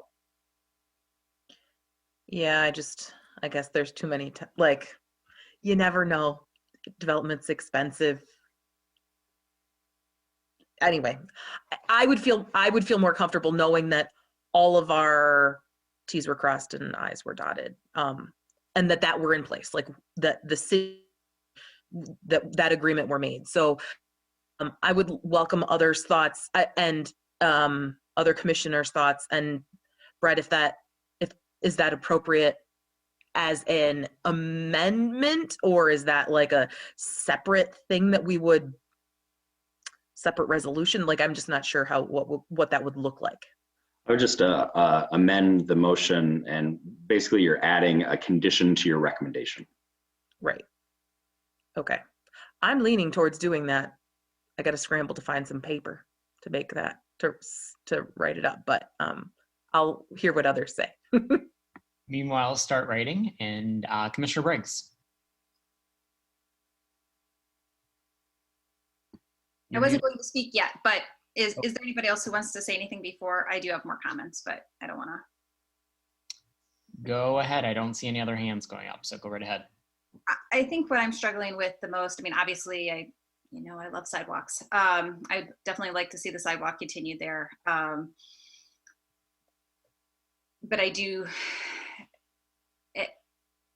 I'm concerned with the logic of building in a location like this. And this isn't my area of expertise, so I'm certainly willing to take others' thoughts on this. But it seems I'm not so much concerned about what the quality of the woods are there in terms of what they were even 50 years ago or 70 years ago. It's more that this is a really steep slope, and we know that we have a natural park, bluffs that's right there, and it's adjacent, and it seems appropriate. It just seems that if there weren't a house here already, we wouldn't possibly be considering housing in this kind of location. Am I wrong about that? It just agricultural. It's obviously not a space for having agricultural exactly, but it does seem like an area that we might want to preserve open space if that house was not there, or someplace that it might be appropriate for the city to recognize that that should be brought into their assets, considering what the impact might be to the property owner for not being able to build there. So just more thoughts on that, I guess.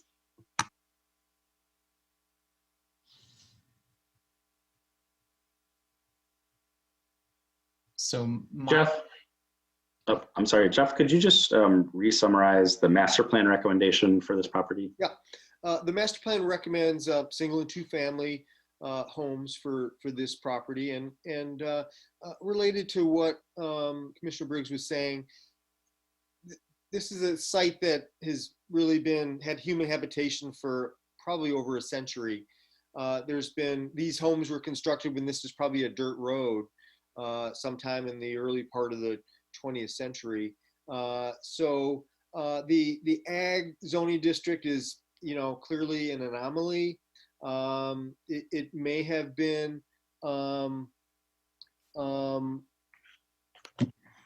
it may have been part of a previous agricultural holding, but certainly 6,000 square foot ag site doesn't make a whole lot of sense. The R4C to the south does allow for different uses, and such as maybe townhome uses or some stacked flat uses, but that's still a very tough site on which to develop. So, city staff has only certain limitations with, how we can proceed with regard to land preservation or getting the exact perfect project that we want. We do allow petitioners to, build single family homes where appropriate. And it's difficult for us to say no in a situation like this, which is why we recommended approval. And Commissioner Briggs, I would just, thanks for that, Jeff. The master plan is obviously our first place. That's where we go to. That is the document that the city's adopted to set these policies. It's been affirmed by you, this commission over time. But that's why we're asking for your opinion as well. There occasionally projects come up where the conditions have maybe changed in such a dramatic way where you question the validity of that land use recommendation that's housed in that master plan. I agree with a lot of the points you're saying, and I guess I want to be clear that like any rezoning decision, we're doing our best to apply those policy decisions in balance. So if for some reason you felt that land use policy was not relevant, then I would encourage you to make sure you vote in the way that you feel, and think about if you do so, it might be helpful to articulate, what are the changes or perhaps other aspects of the master plan that you don't think would be furthered by that. Obviously, from a staff perspective, we've felt that on balance, this proposed rezoning does fit that, given the long-term historic use of the site and potential for new use. It's moderate in the context of some of the factors of that particular location. So personally, I'm in favor of this rezoning. Part of the reason why I'm in favor of it is because this stretch of North Main is the gateway into the city for a lot of people, and it's not attractive right now. It hasn't been for a very long time, and I know that there's been talk, and this is an incremental move, but I think it's a good move in that direction. I do like the idea of a sidewalk, so I look forward to Commissioner Mills' motion in regards to that. I have listed and sold the property, Commissioner Randall, that you've mentioned at 1329 North Main, which is right near the entrance to M14. And that sidewalk obviously is not heavily used because it's not, there's nothing connecting there, but at some point I do hope that something connects there. For now, it makes it very difficult to put a for sale sign since it's all concrete in front of that house. But I am in favor of this, and I'll be voting in favor of this evening. Commissioner Sorbet? Thank you. So I kind of have a practical question of, if we don't rezone, the rezoning application notes to demolish condemned home and build a new single family. So I'm also just curious about, could they renovate this home that encroaches on the setbacks and the property lines as a single family home without rezoning? Like, to what detriment do we not rezone this and still get a single family home versus rezone it and get a well-sited single family home? I could try to start with that response, and then maybe Mr. Fowler can add what he knows about the future or the proposed home on the site. The home, as far as we can tell, is so far to the east that a portion of it sits within the Mdot right of way, and it's, as far as I can tell, pretty far down the line of not being in good shape. Maybe Mr. Fowler can shed some light about the potential for rehabilitation of the home. But I don't believe the home has been condemned, although Brett may know something that I don't. But maybe Mr. Fowler can shed light on the potential for reconstructing the house or renovating the house, as well as what the proposed house might look like. Well, my experience has been pulling permits for a house that's non-conforming greatly limits how much we can remodel a house. So even to remodel the house and have it zoned agricultural, my hands would be tied to do anything significant to the house. So, I mean, I guess what I'm trying to understand is, if we do nothing, it's not like we're going to see a house demolished and the land reverted back to natural features. What we might see is a lesser quality home with some light renovations versus, looking at the trade-offs. Not to pass this would be a lower quality renovation possibly,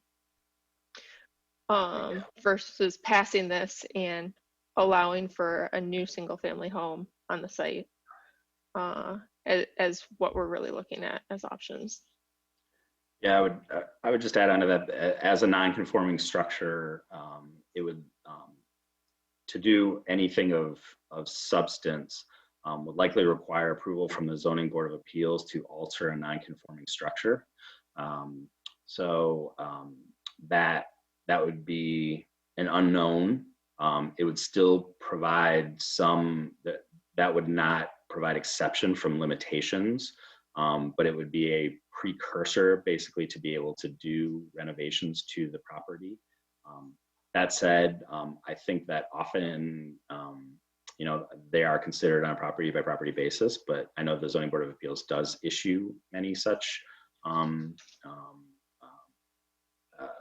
approvals for that kind of renovation, but it also still has some limiting effect from overall conformity of the district going forward. So in short, I think that the property might be able to be maintained, but that would be a decision of a lot of factors, such as the interest of the owner, the viability of retaining the structure, those aspects of the structure. For example, if it's in the right of way that may not support the approval or expansion of it. So there are avenues by which that structure or a structure could remain absent rezoning to something that would provide for sort of a different building envelope. Okay.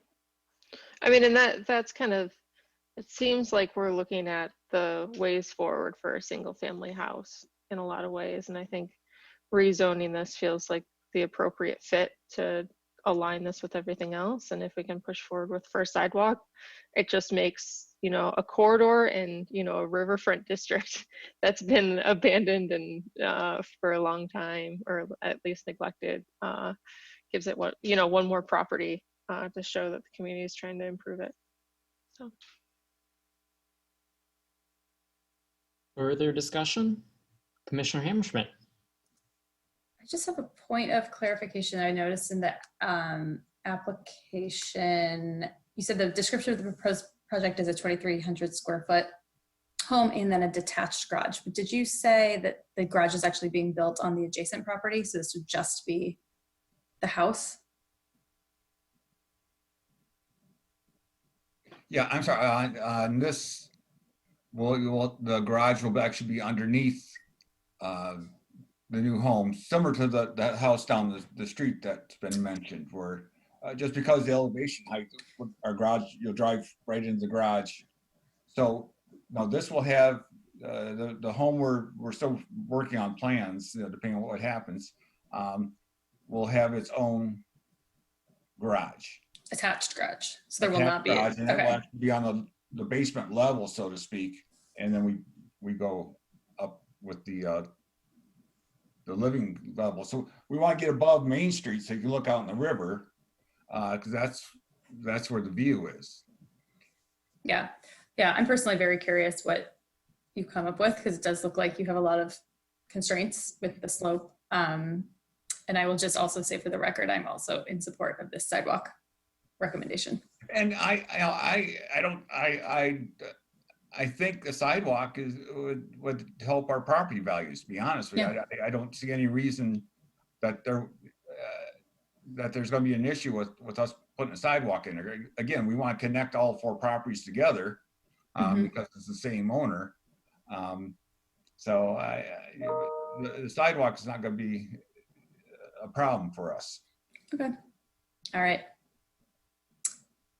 Yeah, it'll be nice to see something other than what exists currently. Thank you. Further discussion? Commissioner Woods. Oh, you need to unmute yourself. Mute. Okay. I too am in favor of the sidewalk, so thank you, Commissioner Mills, for working on that. And I'm also, you know, certainly concerned about the slopes in the back, but I think in this case, the fact that there's already a home there and getting a single family home there, I think is something that hopefully will make that that entry to the city look better as well. So I'm in favor of it. Commissioner Mills, or Commissioner Briggs, Commissioner Briggs. Thanks. I appreciate all the thoughts. I just need, you helped talk me into why, this was the appropriate zoning, and, I still have some concerns in my ideal world of what would happen there, which is unlikely to happen. So I'll vote in favor, even though I have some reservations about this, and could imagine a different future for it. But this seems like the only one that's really going to happen. So. Commissioner Mills. I'd like to move an amendment. Before I read the amendment, I had been Google Street viewing this too, and there is already a sidewalk that goes half to the property. So this is why you'll see I talk about having an easement along the entirety of the North Main frontage, because I don't think that first half is, the southern half is controversial. It's already there. It's kind of just continuing that on, making sure that that is there. So the amendment that I would propose is just tacking on to the end of the existing resolution, subject to the property owner committing a public access easement for a sidewalk along the entirety of the North Main frontage. Do you have a commissioner who will second that? Seconded by Commissioner Briggs. I welcome wordsmithing by Mr. Leonard if I didn't pick up the right words, committing the public access easement for a sidewalk. Commissioner Ackerman.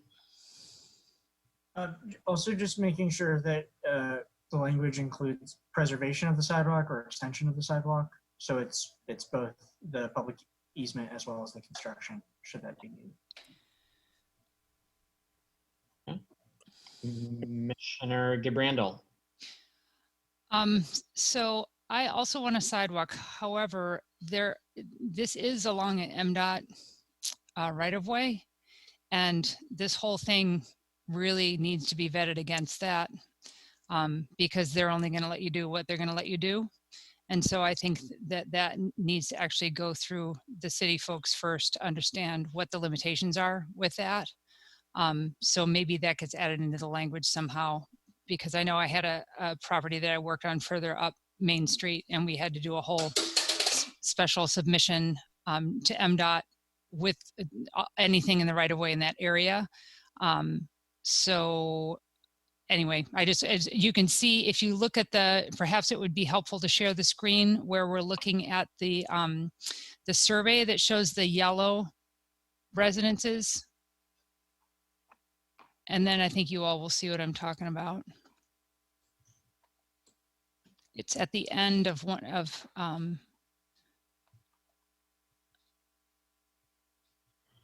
yeah. So you can see what the edge of the road actually is, which is, yeah. So the road, it's really light. Actually, it's a little bit better in the staff report. You can see the edge of the road is this really light line. Yeah, there you go. And that driveway is just completely in the middle of the Mdot right of way. And in fact, the existing sidewalk that goes in front of those houses is also in the Mdot right of way. And they basically get to do whatever the heck they want in that 66-foot area.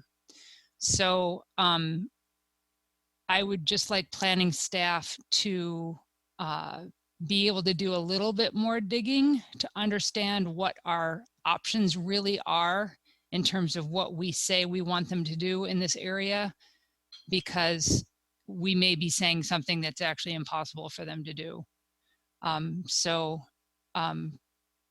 If you guys could just do a little vetting on what that actually means, so that we're not promising something that then in the end ends up getting overturned because of what Mdot has to say about that. Yeah, I would say the motion as it exists, it sort of doesn't have the caveat, but again, it's a recommendation. I think that's a great point. We're happy to work with transportation and engineering and the like to, if this proceeds to city council, we can answer that as definitively as we can.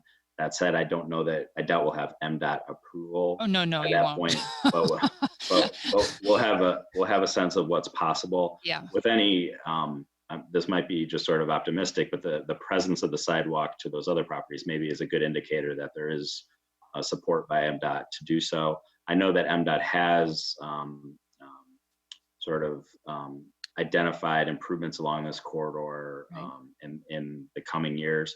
Who knows how that what's happening now might affect that.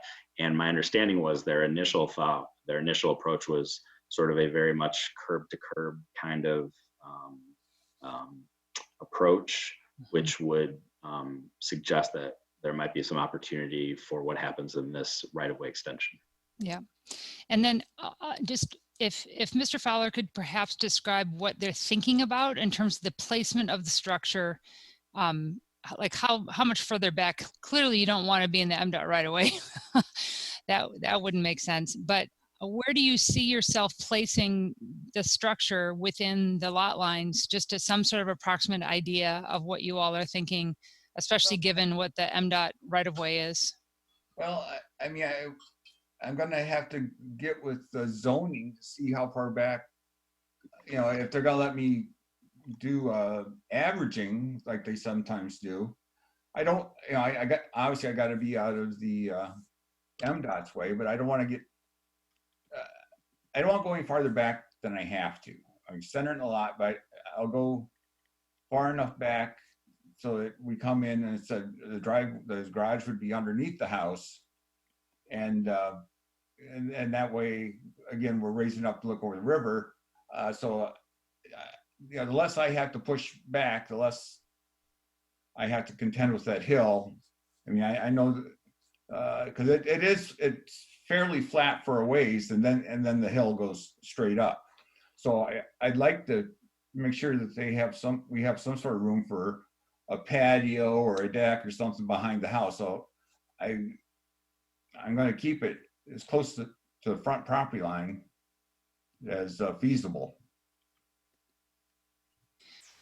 And so, Brett, I'm assuming there's some sort of setbacks then, within this zone for him to be able to have some sense of where that placement would be. And then obviously, there'd need to be a drive that would be able to live beyond any sort of Mdot improvement in there. So it can't, the face of the house can't be right at the cars whizzing by. So he would have some sort of guidance then, I presume, from the city in terms of where it would be appropriate to place the structure.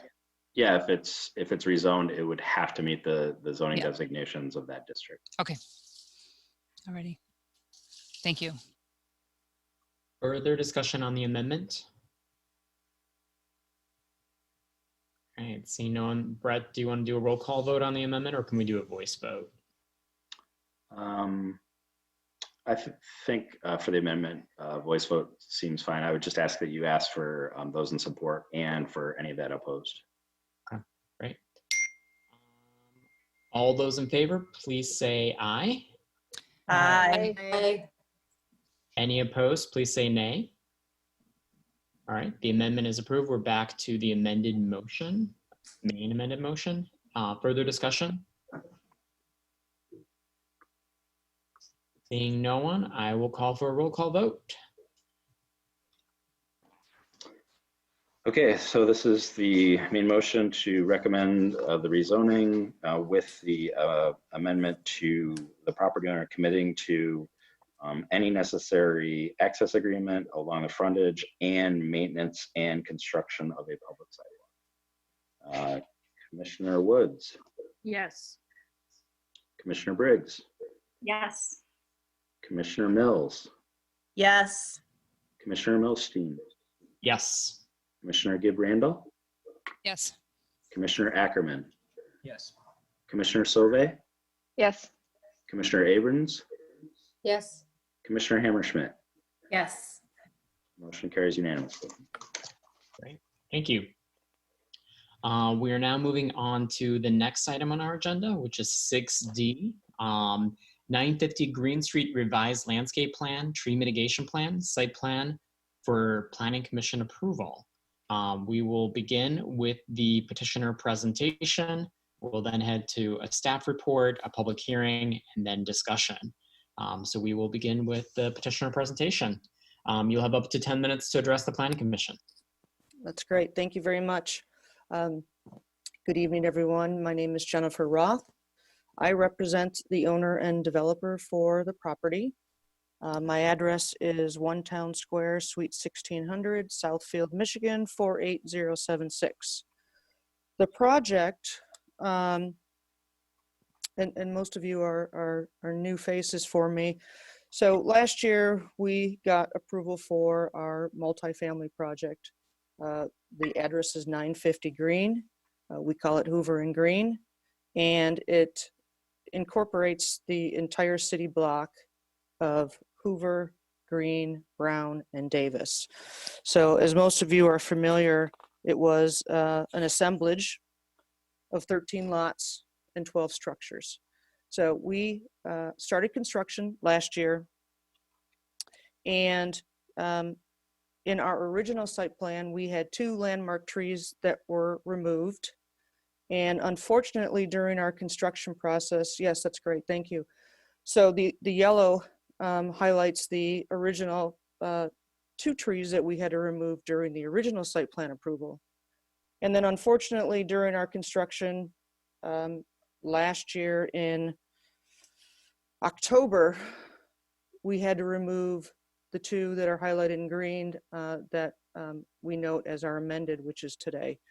So, and as you can see, we are the full city block on this property, so we incorporate the block. The next tab really goes into the table of what we've done. So there's a column for the original site plan, which were the 2 trees that were removed. And then the next column is the amended site plan, which is today. But the amended site plan column incorporates everything from as a total, which so it includes everything from the original site plan as well. So in our original site plan, we removed 2, the total is now 4, including the 2 from the original. So if you go down the list, on really the bottom line, the total number of replacement trees provided. On the original site plan, when we removed 2 trees, we had to replace 14. Now, with the amended of a total of 4 trees being removed, we are replacing the 4 trees with 33 trees total. 14 from the original site plan and an additional 19 trees for the amended site plan to give us the 33 trees. Back when this happened in October, we worked with Tiffany. Probably spent the entire month of November going through the correct site plan layout for these trees. She helped us with the specific species of the trees, obviously that to make sure that between the count, the location, and the species that are native to the area, we came up with this plan, which would be the next tab, if you could. So this is the overall plan, color-coded. The green are the 14 trees, the 14 mitigation trees from the original site plan. The purple are the proposed 10 trees that are on site, and then the blue are the purple is the off-site trees.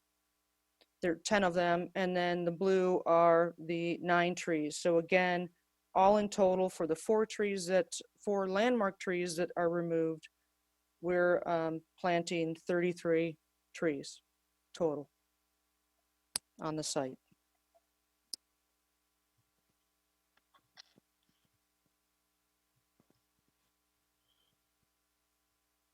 Great, thank you. We'll now head to Mr. Khun for a staff report.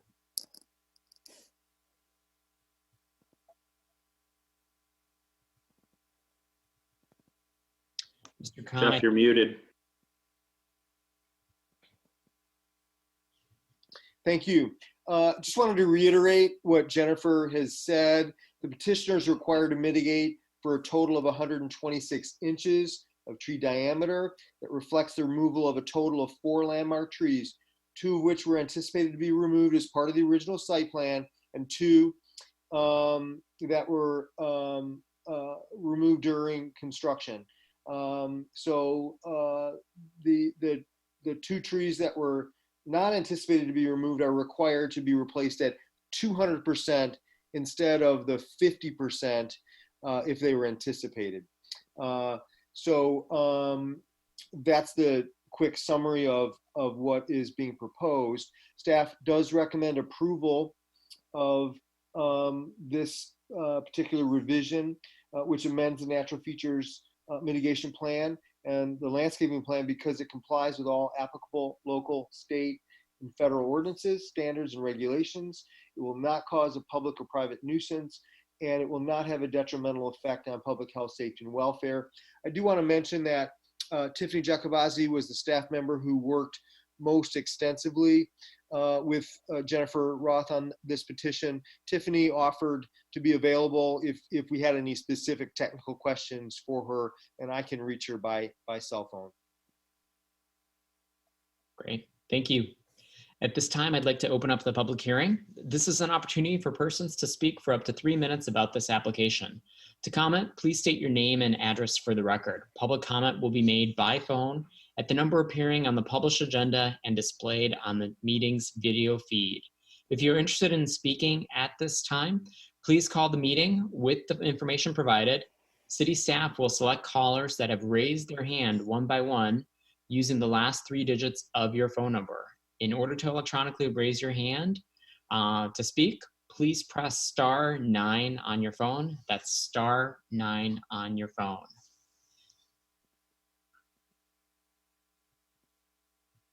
Hi, caller 750, you might go ahead. Hello, Planning Commission. This is Julie Weatherby from South Main Street.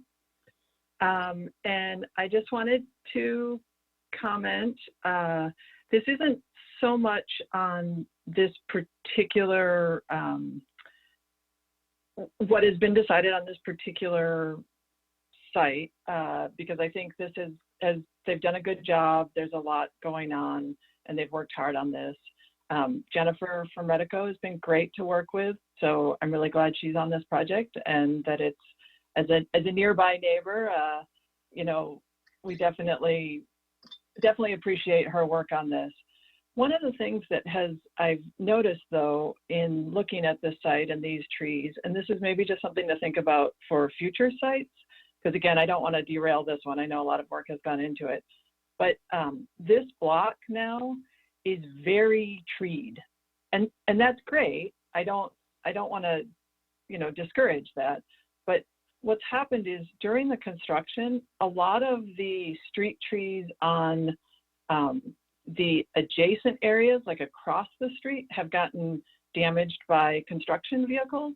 And so now this block is very treed, and across the street are very kind of damaged street trees with limbs that have had to be hacked off. And so I'm just wondering, in future sites, if we can kind of look at the area around these construction sites that maybe are impacted by the big construction trucks, and not just plant trees right on the site itself, which is now going to be very fully treed, and the area around, you know, across the streets are going to have sort of a half of a street tree every so often.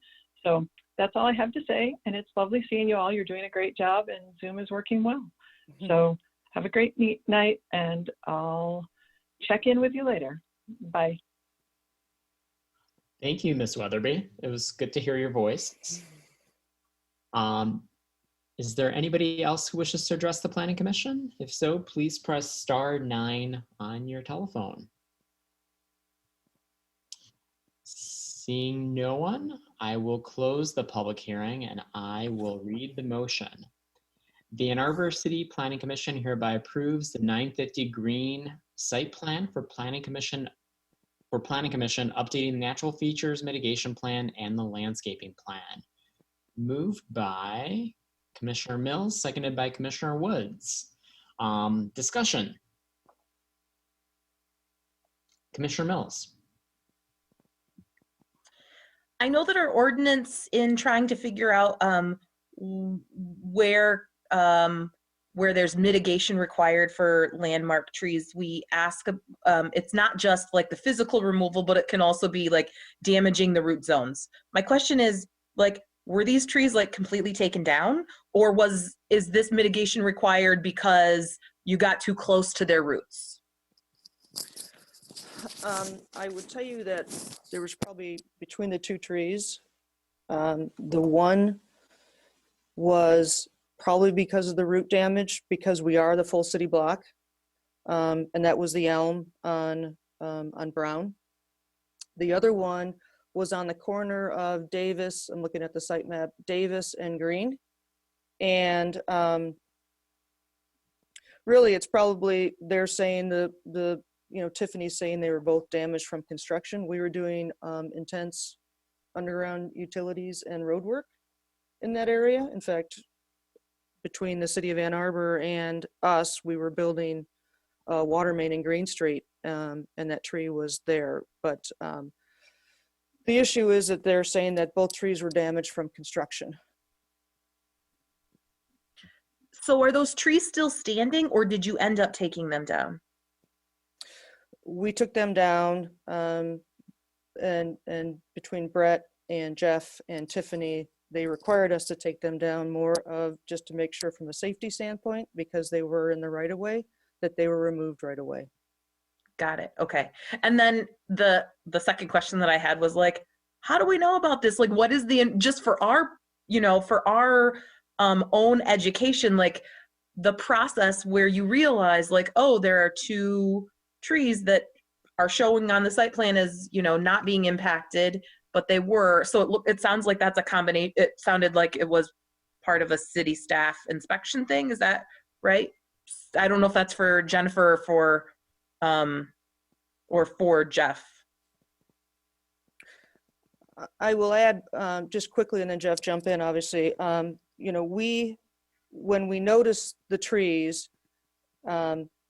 we had sent an email directly to Tiffany to make sure we could come out. And at the same time, Mark Howell had come out for his building inspection and noticed the trees and commented. So it was all happening at the same time. Our recommendation or our hope was, but the city, between their arborist and Tiffany, decided it was the trees were too far damaged. We wanted to hire an arborist as well, do what we could to take care of these trees and assess them now in the spring. But the decision was that the trees, in their opinion, were too far gone to be maintained. I will also, and it's all hindsight, but obviously when you're building on a city block, it's a little bit tough to try and save trees. You'll notice in the tab on the first, from the original site plan, prior to Tiffany, the other person that was there had recommended we add 5 additional trees because she was worried about the trees in general. So there's an additional 5 trees from the original site plan approval that we added because she asked us to. So it is tough when you're building on a full site, or a full block, I should say. The only thing, unfortunately. I'm sorry. Sorry, Jeff, go ahead. The only thing I would add is that best of plans sometimes get interrupted by construction activity, recognizing that there are multiple contractors out there doing multiple things, some of whom are less familiar with the natural features protection requirements of the site plan. What we do is we have staff in the field pretty regularly monitoring situations like this in hopes to prevent it, but sometimes we're unable to. We do include mitigation standards, which are intentionally expensive and painful. I think these 2 trees might cost more than $30,000 to replace, maybe more. And that's with intent. We want people to be cognizant of these natural features, and we want to do everything we can to protect them. And if for some reason they are damaged or removed, then we do have a mechanism in place to get replacement trees. Mr. Leonard. Yeah, and I want to sort of follow up on that. I don't know in this circumstance, but I vaguely recall that there were a couple of sites that were flagged as a routine course of city inspections around this time.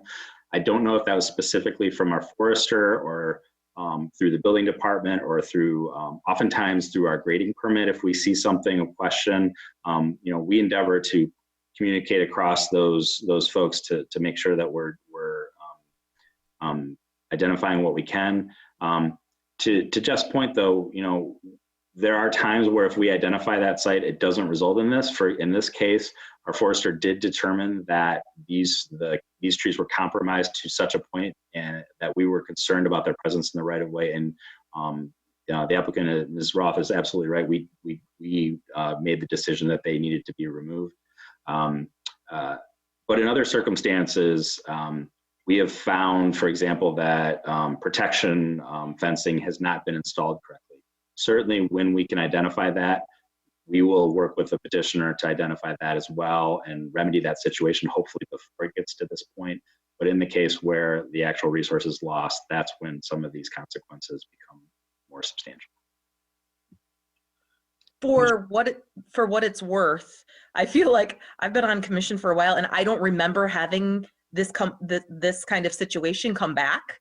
So I feel like if there's anybody out in CTN watching us outside of Miss Weatherby, I learned something new tonight about how the code works, which is like that the mitigation is that there's a bigger penalty if you say on the site plan, these are the trees that we're going to keep, and because of the course of construction, they get taken down. Like there's an additional penalty.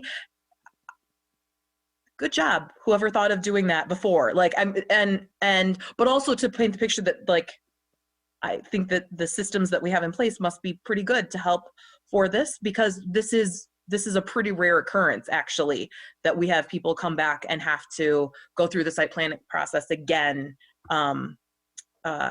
for this particular instance. Unless there's another administrative process that this happens more often than what we see the site plans for. I assume that that's not the case. I'm seeing the shaking heads. And if Mr. Khun, where you say it's $30,000 for 2 trees, I'm guessing that doesn't, people are trying to avoid that. We've learned, usually you make this mistake once. Got it. All right. Well, thank you. Commissioner Abrams and then Commissioner Briggs. Well, I guess, yeah, I was going to remark that this is, I've only been on the commission a short time, but this is the first time that I've seen a situation like this. And I guess I wondered, because it's a project that's already been approved and it's under construction, if we didn't approve it, what would be the consequence of that? Or is there any alternative plan? In other words, I'm wondering maybe why it feels more administrative. I'm wondering, is there something I'm missing about, what I should be considering when I'm thinking about this petition? The ordinance is set up in a way so once a site plan is approved, we have incorporated into that as the natural features protection and mitigation plan. And that by ordinance is intended very specifically to be a very specific, itemized, detailed component of the site plan. So the consequence, if this happened and this step wasn't taken, ultimately Jeff would go out to the site, do his final inspection on the eve of a certificate of occupancy request, and would not be able to issue a certificate of occupancy because the site was not compliant, in this case, with its natural features protection and mitigation plan. That obviously has a pretty significant impact to the petitioner, who on that point is hopefully on the cusp of probably transitioning from money going out to at least some semblance of money coming in. And I think that it was also, to their credit, as soon as this was identified, jumped on it right away, because making these decisions now as it relates to their site going forward, as opposed to getting to that final stage to identify this problem, that would be much more challenging to figure out how to then address and accommodate that higher level of mitigation. But the way in which they're mitigating the loss of those 2 trees is there discretion in that mitigation, or is it pretty clear according to the ordinance what you have to do in order to compensate for that loss? The ordinance is clear in the amount you have to mitigate, but there is some flexibility provided to provide a certain amount on site and potentially provide a financial contribution to the city's to contribute to the city's forestry assets elsewhere or in proximity to the site. So there is some flexibility, but it's not 100%. The goal of that ordinance is to retain as many of the resources on the same site where they were lost as possible. So maybe somebody could speak to the decision that was made in regards to that, like what percentage was mitigated on site versus the donation. So required is 126 inches. We've provided 99 inches. And then the remainder, because you have to exceed the 50%. And that's the goal, is trying to get over the 50%. So that's why we spend so much time with Tiffany to make sure we were laying this out strategically. And then the remainder, 27 inches, becomes in the agenda, it's $5,400 that goes to a stormwater fund. So that's how they do the math on that. Okay, thank you. Mm-hmm. Commissioner Briggs? So I guess part of my question got answered there in terms of what happens if you can't mitigate entirely on site. And then the other part of that is, it sounds like maybe the due diligence obviously wasn't taken care on the site, but it sounds like they're from Julie's call that maybe the same, there wasn't also a level of care for the adjacent neighborhood as well. And so is there any, should neighbors be informing the city in any certain way? And is there any sort of recourse for other street trees potentially in the right of way that have been damaged as a part of this project, either for this project or for other projects as well, but specifically for this one?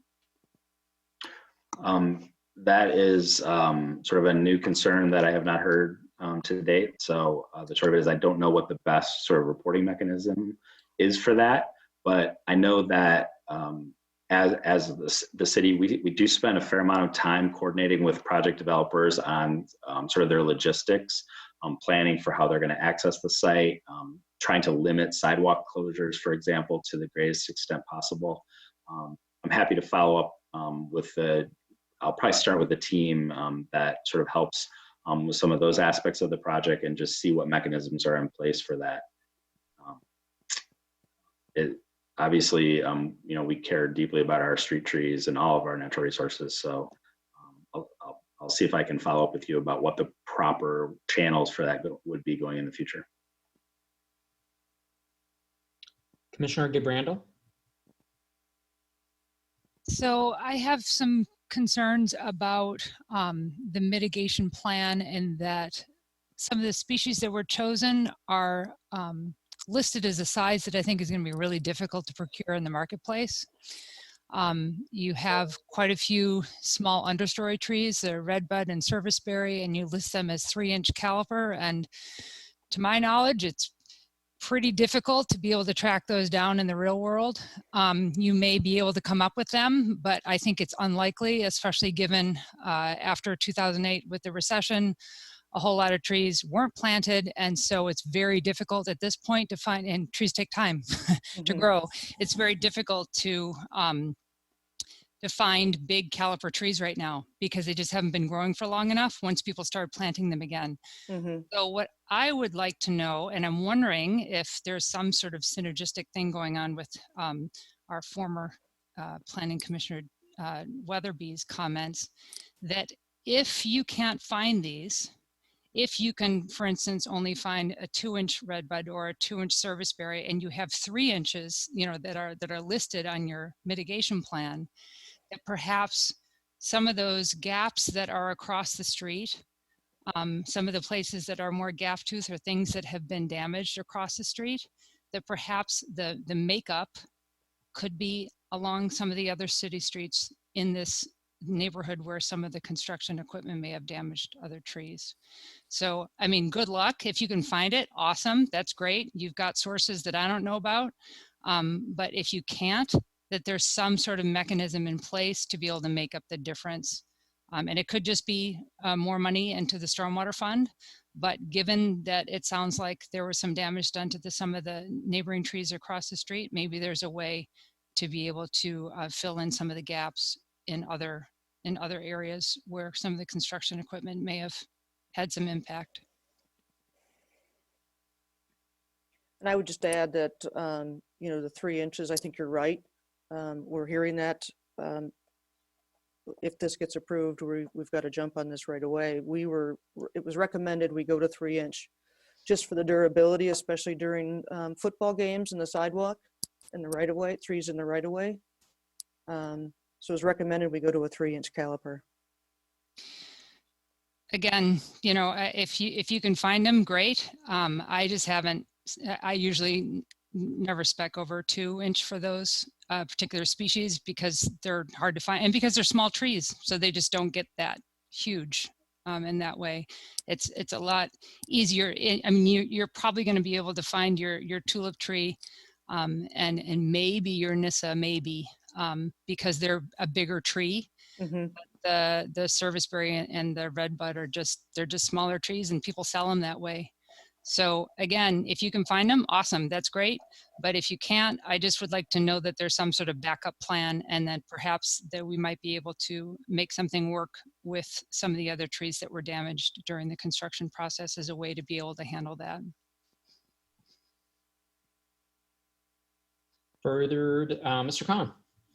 I was just going to respond to Commissioner Randall that I'll certainly talk to Tiffany Jacobazzi about this tomorrow, about your concern, and see what kind of flexibility she has with regard to sizes and replanting on adjacent right-of-way lawn extensions, or possibly supplement the contribution to the city stormwater fund. So I'll follow up with that tomorrow. I would just, one other avenue on that, it's still an administrative plan adjustment, but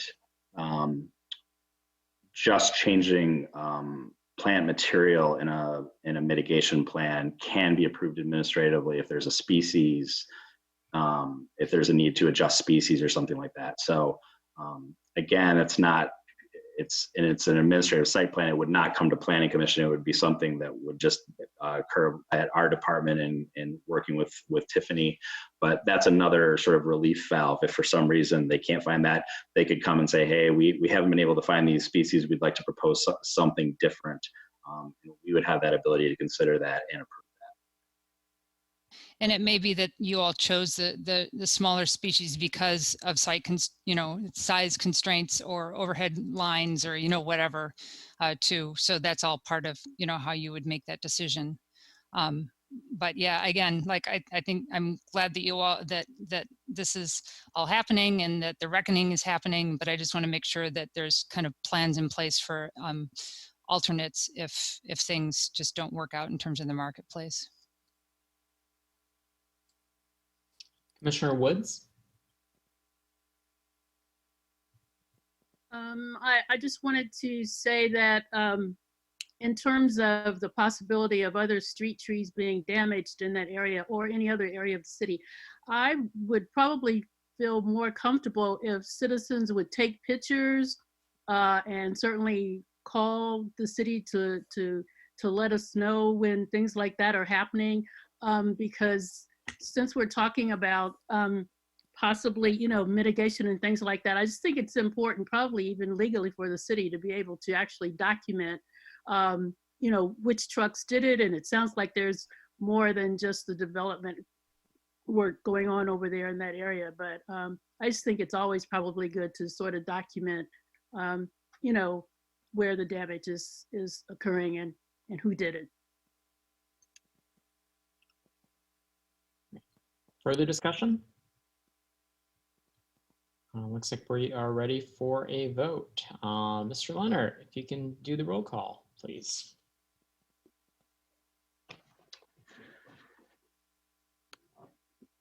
Commissioner Briggs.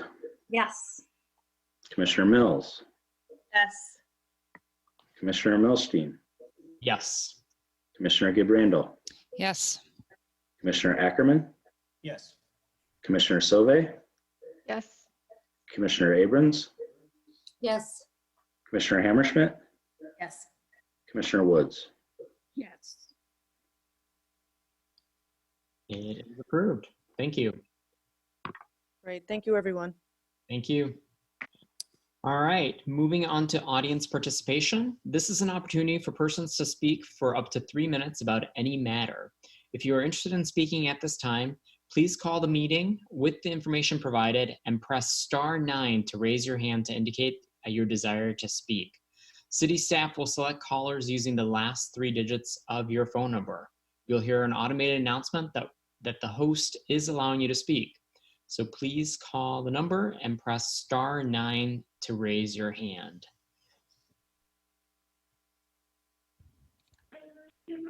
Hi, caller 339, you're on the air.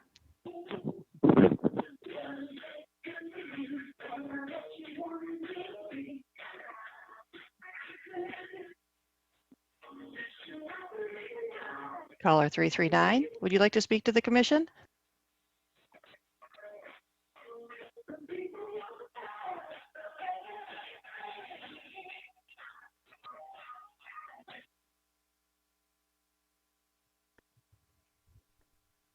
I don't see another hand raised. All right, seeing no other hand, let's just give it one quick second. All right, we will move on to commission proposed business. Is there any commission proposed business at this time? Commissioner Briggs, and followed by Commissioner Ackerman. I don't have any commission proposed business. I did have a question before adjournment. I was just wondering where we're at in terms of the master plan consultant selection process. I know that there is a survey that was being considered, but.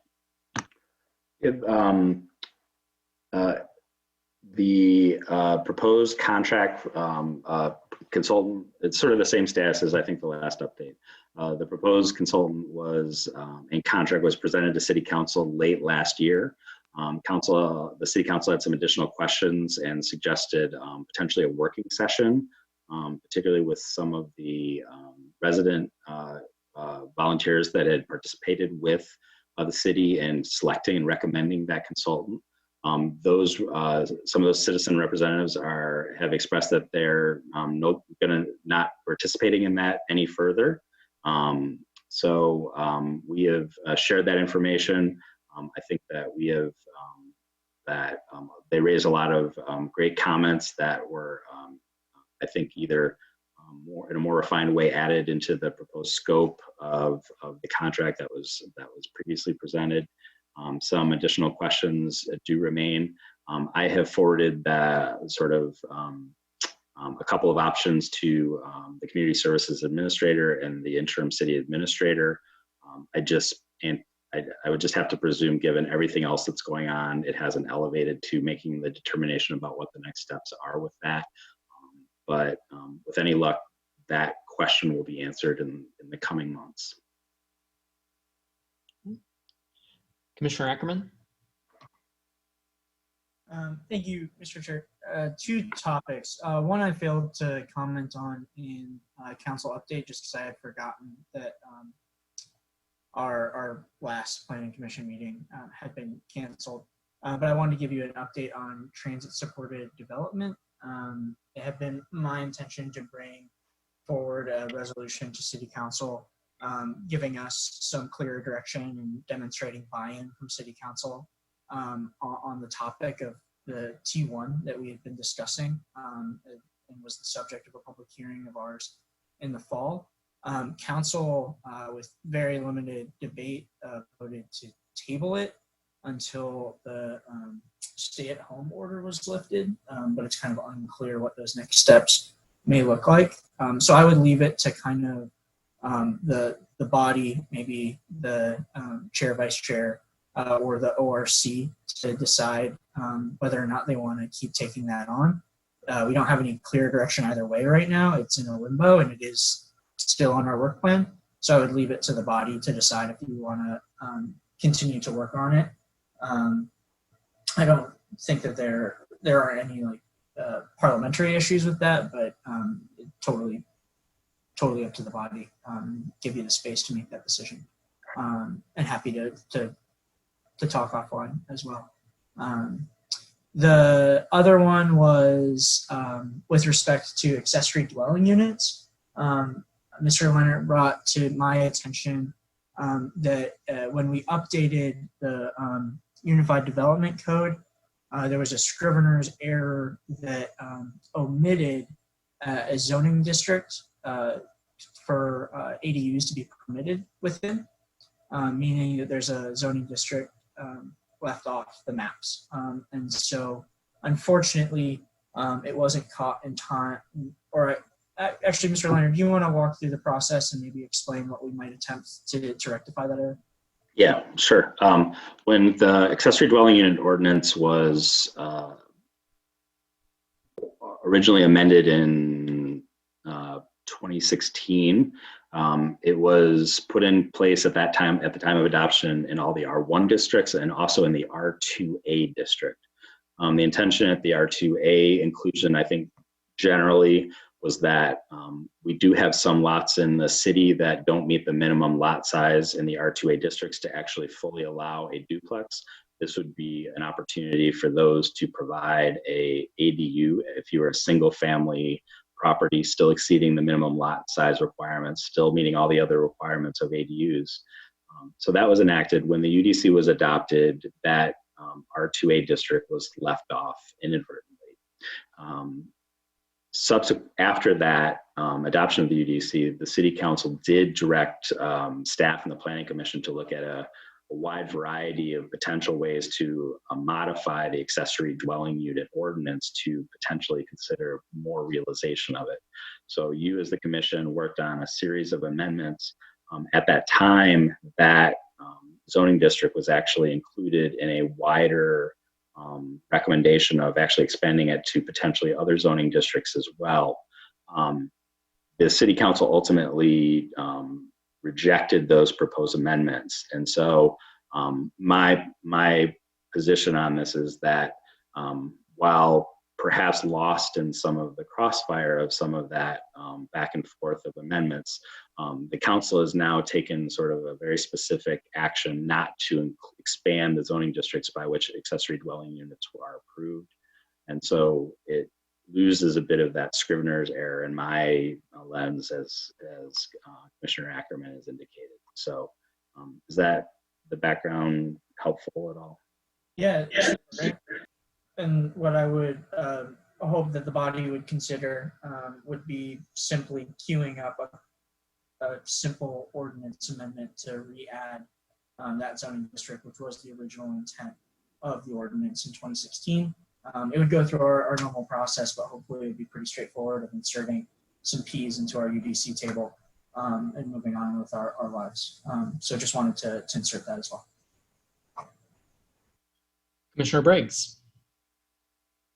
Just to add to that, in Commissioner Ackerman, you can definitely speak to this better, but it seems like what I remember from that council discussion was not an outright rejection of the ADUs, but rather a suggestion that more community input was required before we could move forward with that, those recommendations. And so I wonder if there's been any consideration put into place to gathering more community input on this matter, at least perhaps, if not separately, at least explicitly when we get started on the master plan update, so that perhaps those recommendations could go forward at some point when and if that community input is received.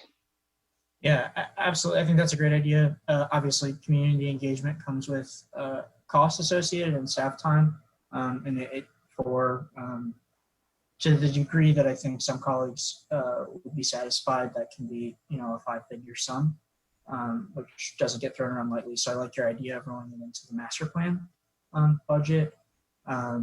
The timing of that, I can't promise you. I'm on council, retiring in November, but perhaps someone else at this table might be. We can champion that. Commissioner Mills. So on the ADU, like Scrivener's error, this, I can't remember if we called it like Zorro 2.0 or UDC. I can't remember exactly what number we gave it. For people who weren't on council or on planning commission then, the process that we went through to get us the UDC was called Zorro, the Zoning Ordinance Reorganization.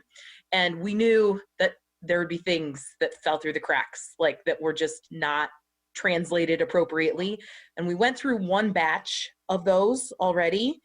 Do you know, Brett, if there's anything else besides this, or do we think we've taken care of all of the other kind of translation errors or omissions of that were inadvertent?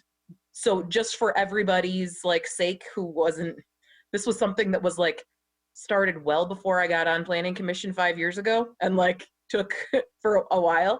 The hope was doing Zorro to get us a unified development code that was easier to read. We knew that there could be some translation issues, and then it would be easier to amend, like to see where we actually wanted to make substantive changes, not just like reorganizations changes, but substantive changes. So this, in my mind, is still in the first set of like we've translated it and the translation was not perfect. And so is there anything else that's kind of missed in that translation?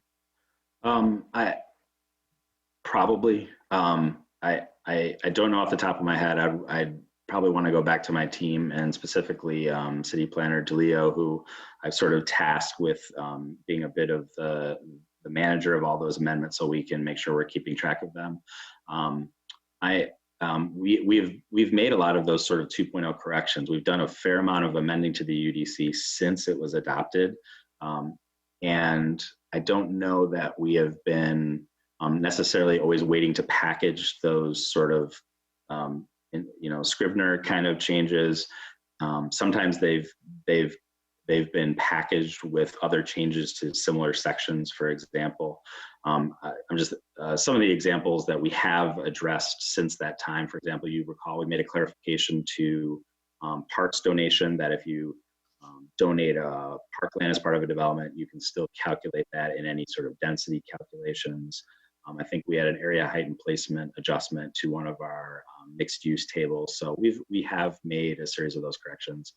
I guess what I'm taking from what you're suggesting is if we're going to do that, let's maybe package together everything that we have in our list in that regard. And so I'm happy to do that. I don't think that list is significant, but if there are other things that were present from that original kind of first UDC adoption, we could link those. Well, it's just to keep up to date because, the intention of Zorro was not to change the intent. Like we were actually there were pages and pages of things that we had to go through to say like, this looks really funky. Like, should we actually translate it into the new version? And we were pretty brutal, like very diligent about saying like, no, this is not about changing the ordinance now. It is about making it easier to understand, easier for people to read. And so I want to make sure that like, if we do, that we don't keep those things too long. I think it makes tons of sense, Commissioner Ackerman, to like bring that up again, to just be clear that this was non-intentional. And so whether it's packaged together or just an opportunity to again say like, let's make sure that we were true to what the goals of Zorro were all about. And I think that then helps us differentiate between like this just transcription versus policy change, right? Like ordinance changing, and recognizing just like people in this body, like don't all have that history. Council doesn't all have that history either. And so I think that that's also helpful for like, so that there is just some collective knowledge. Like it helps potentially demonstrate like kind of what that was all about. and how that undertaking was so massive that the idea that a couple, like an X being left off the table, while it's unfortunate, was like, it was crazy, people. Like, you should have seen the number of footnotes that were involved in that translation. It was quite an undertaking. Obviously, Commissioner Mills is still scarred. I am slightly scarred. I still have a couple of the drafts. It was impressive. I don't Alexis is definitely a hero there. So. Yeah, I think the memo to council will need to be laser focused and crystal clear. But yeah, very clear, not a policy change, fixing and honest, and it's easy to make here. Great.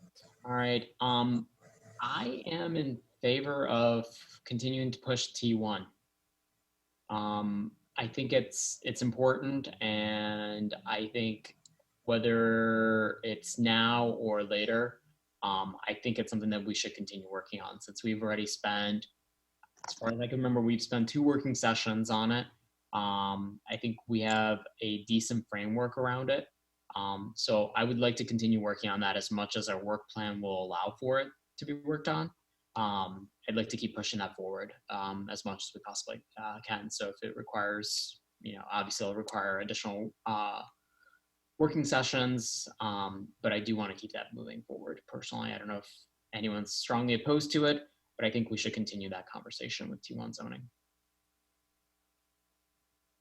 All right, I'm seeing a lot of thumbs up, Brett, so. Appreciate that leadership. All right, any further proposed business or anything else you guys would like to talk about? Seeing no one, I will take a motion to adjourn, moved by Commissioner Hammerschmidt, seconded by Commissioner Woods. All those in favor of adjournment, please say aye. Aye. Aye. Opposed?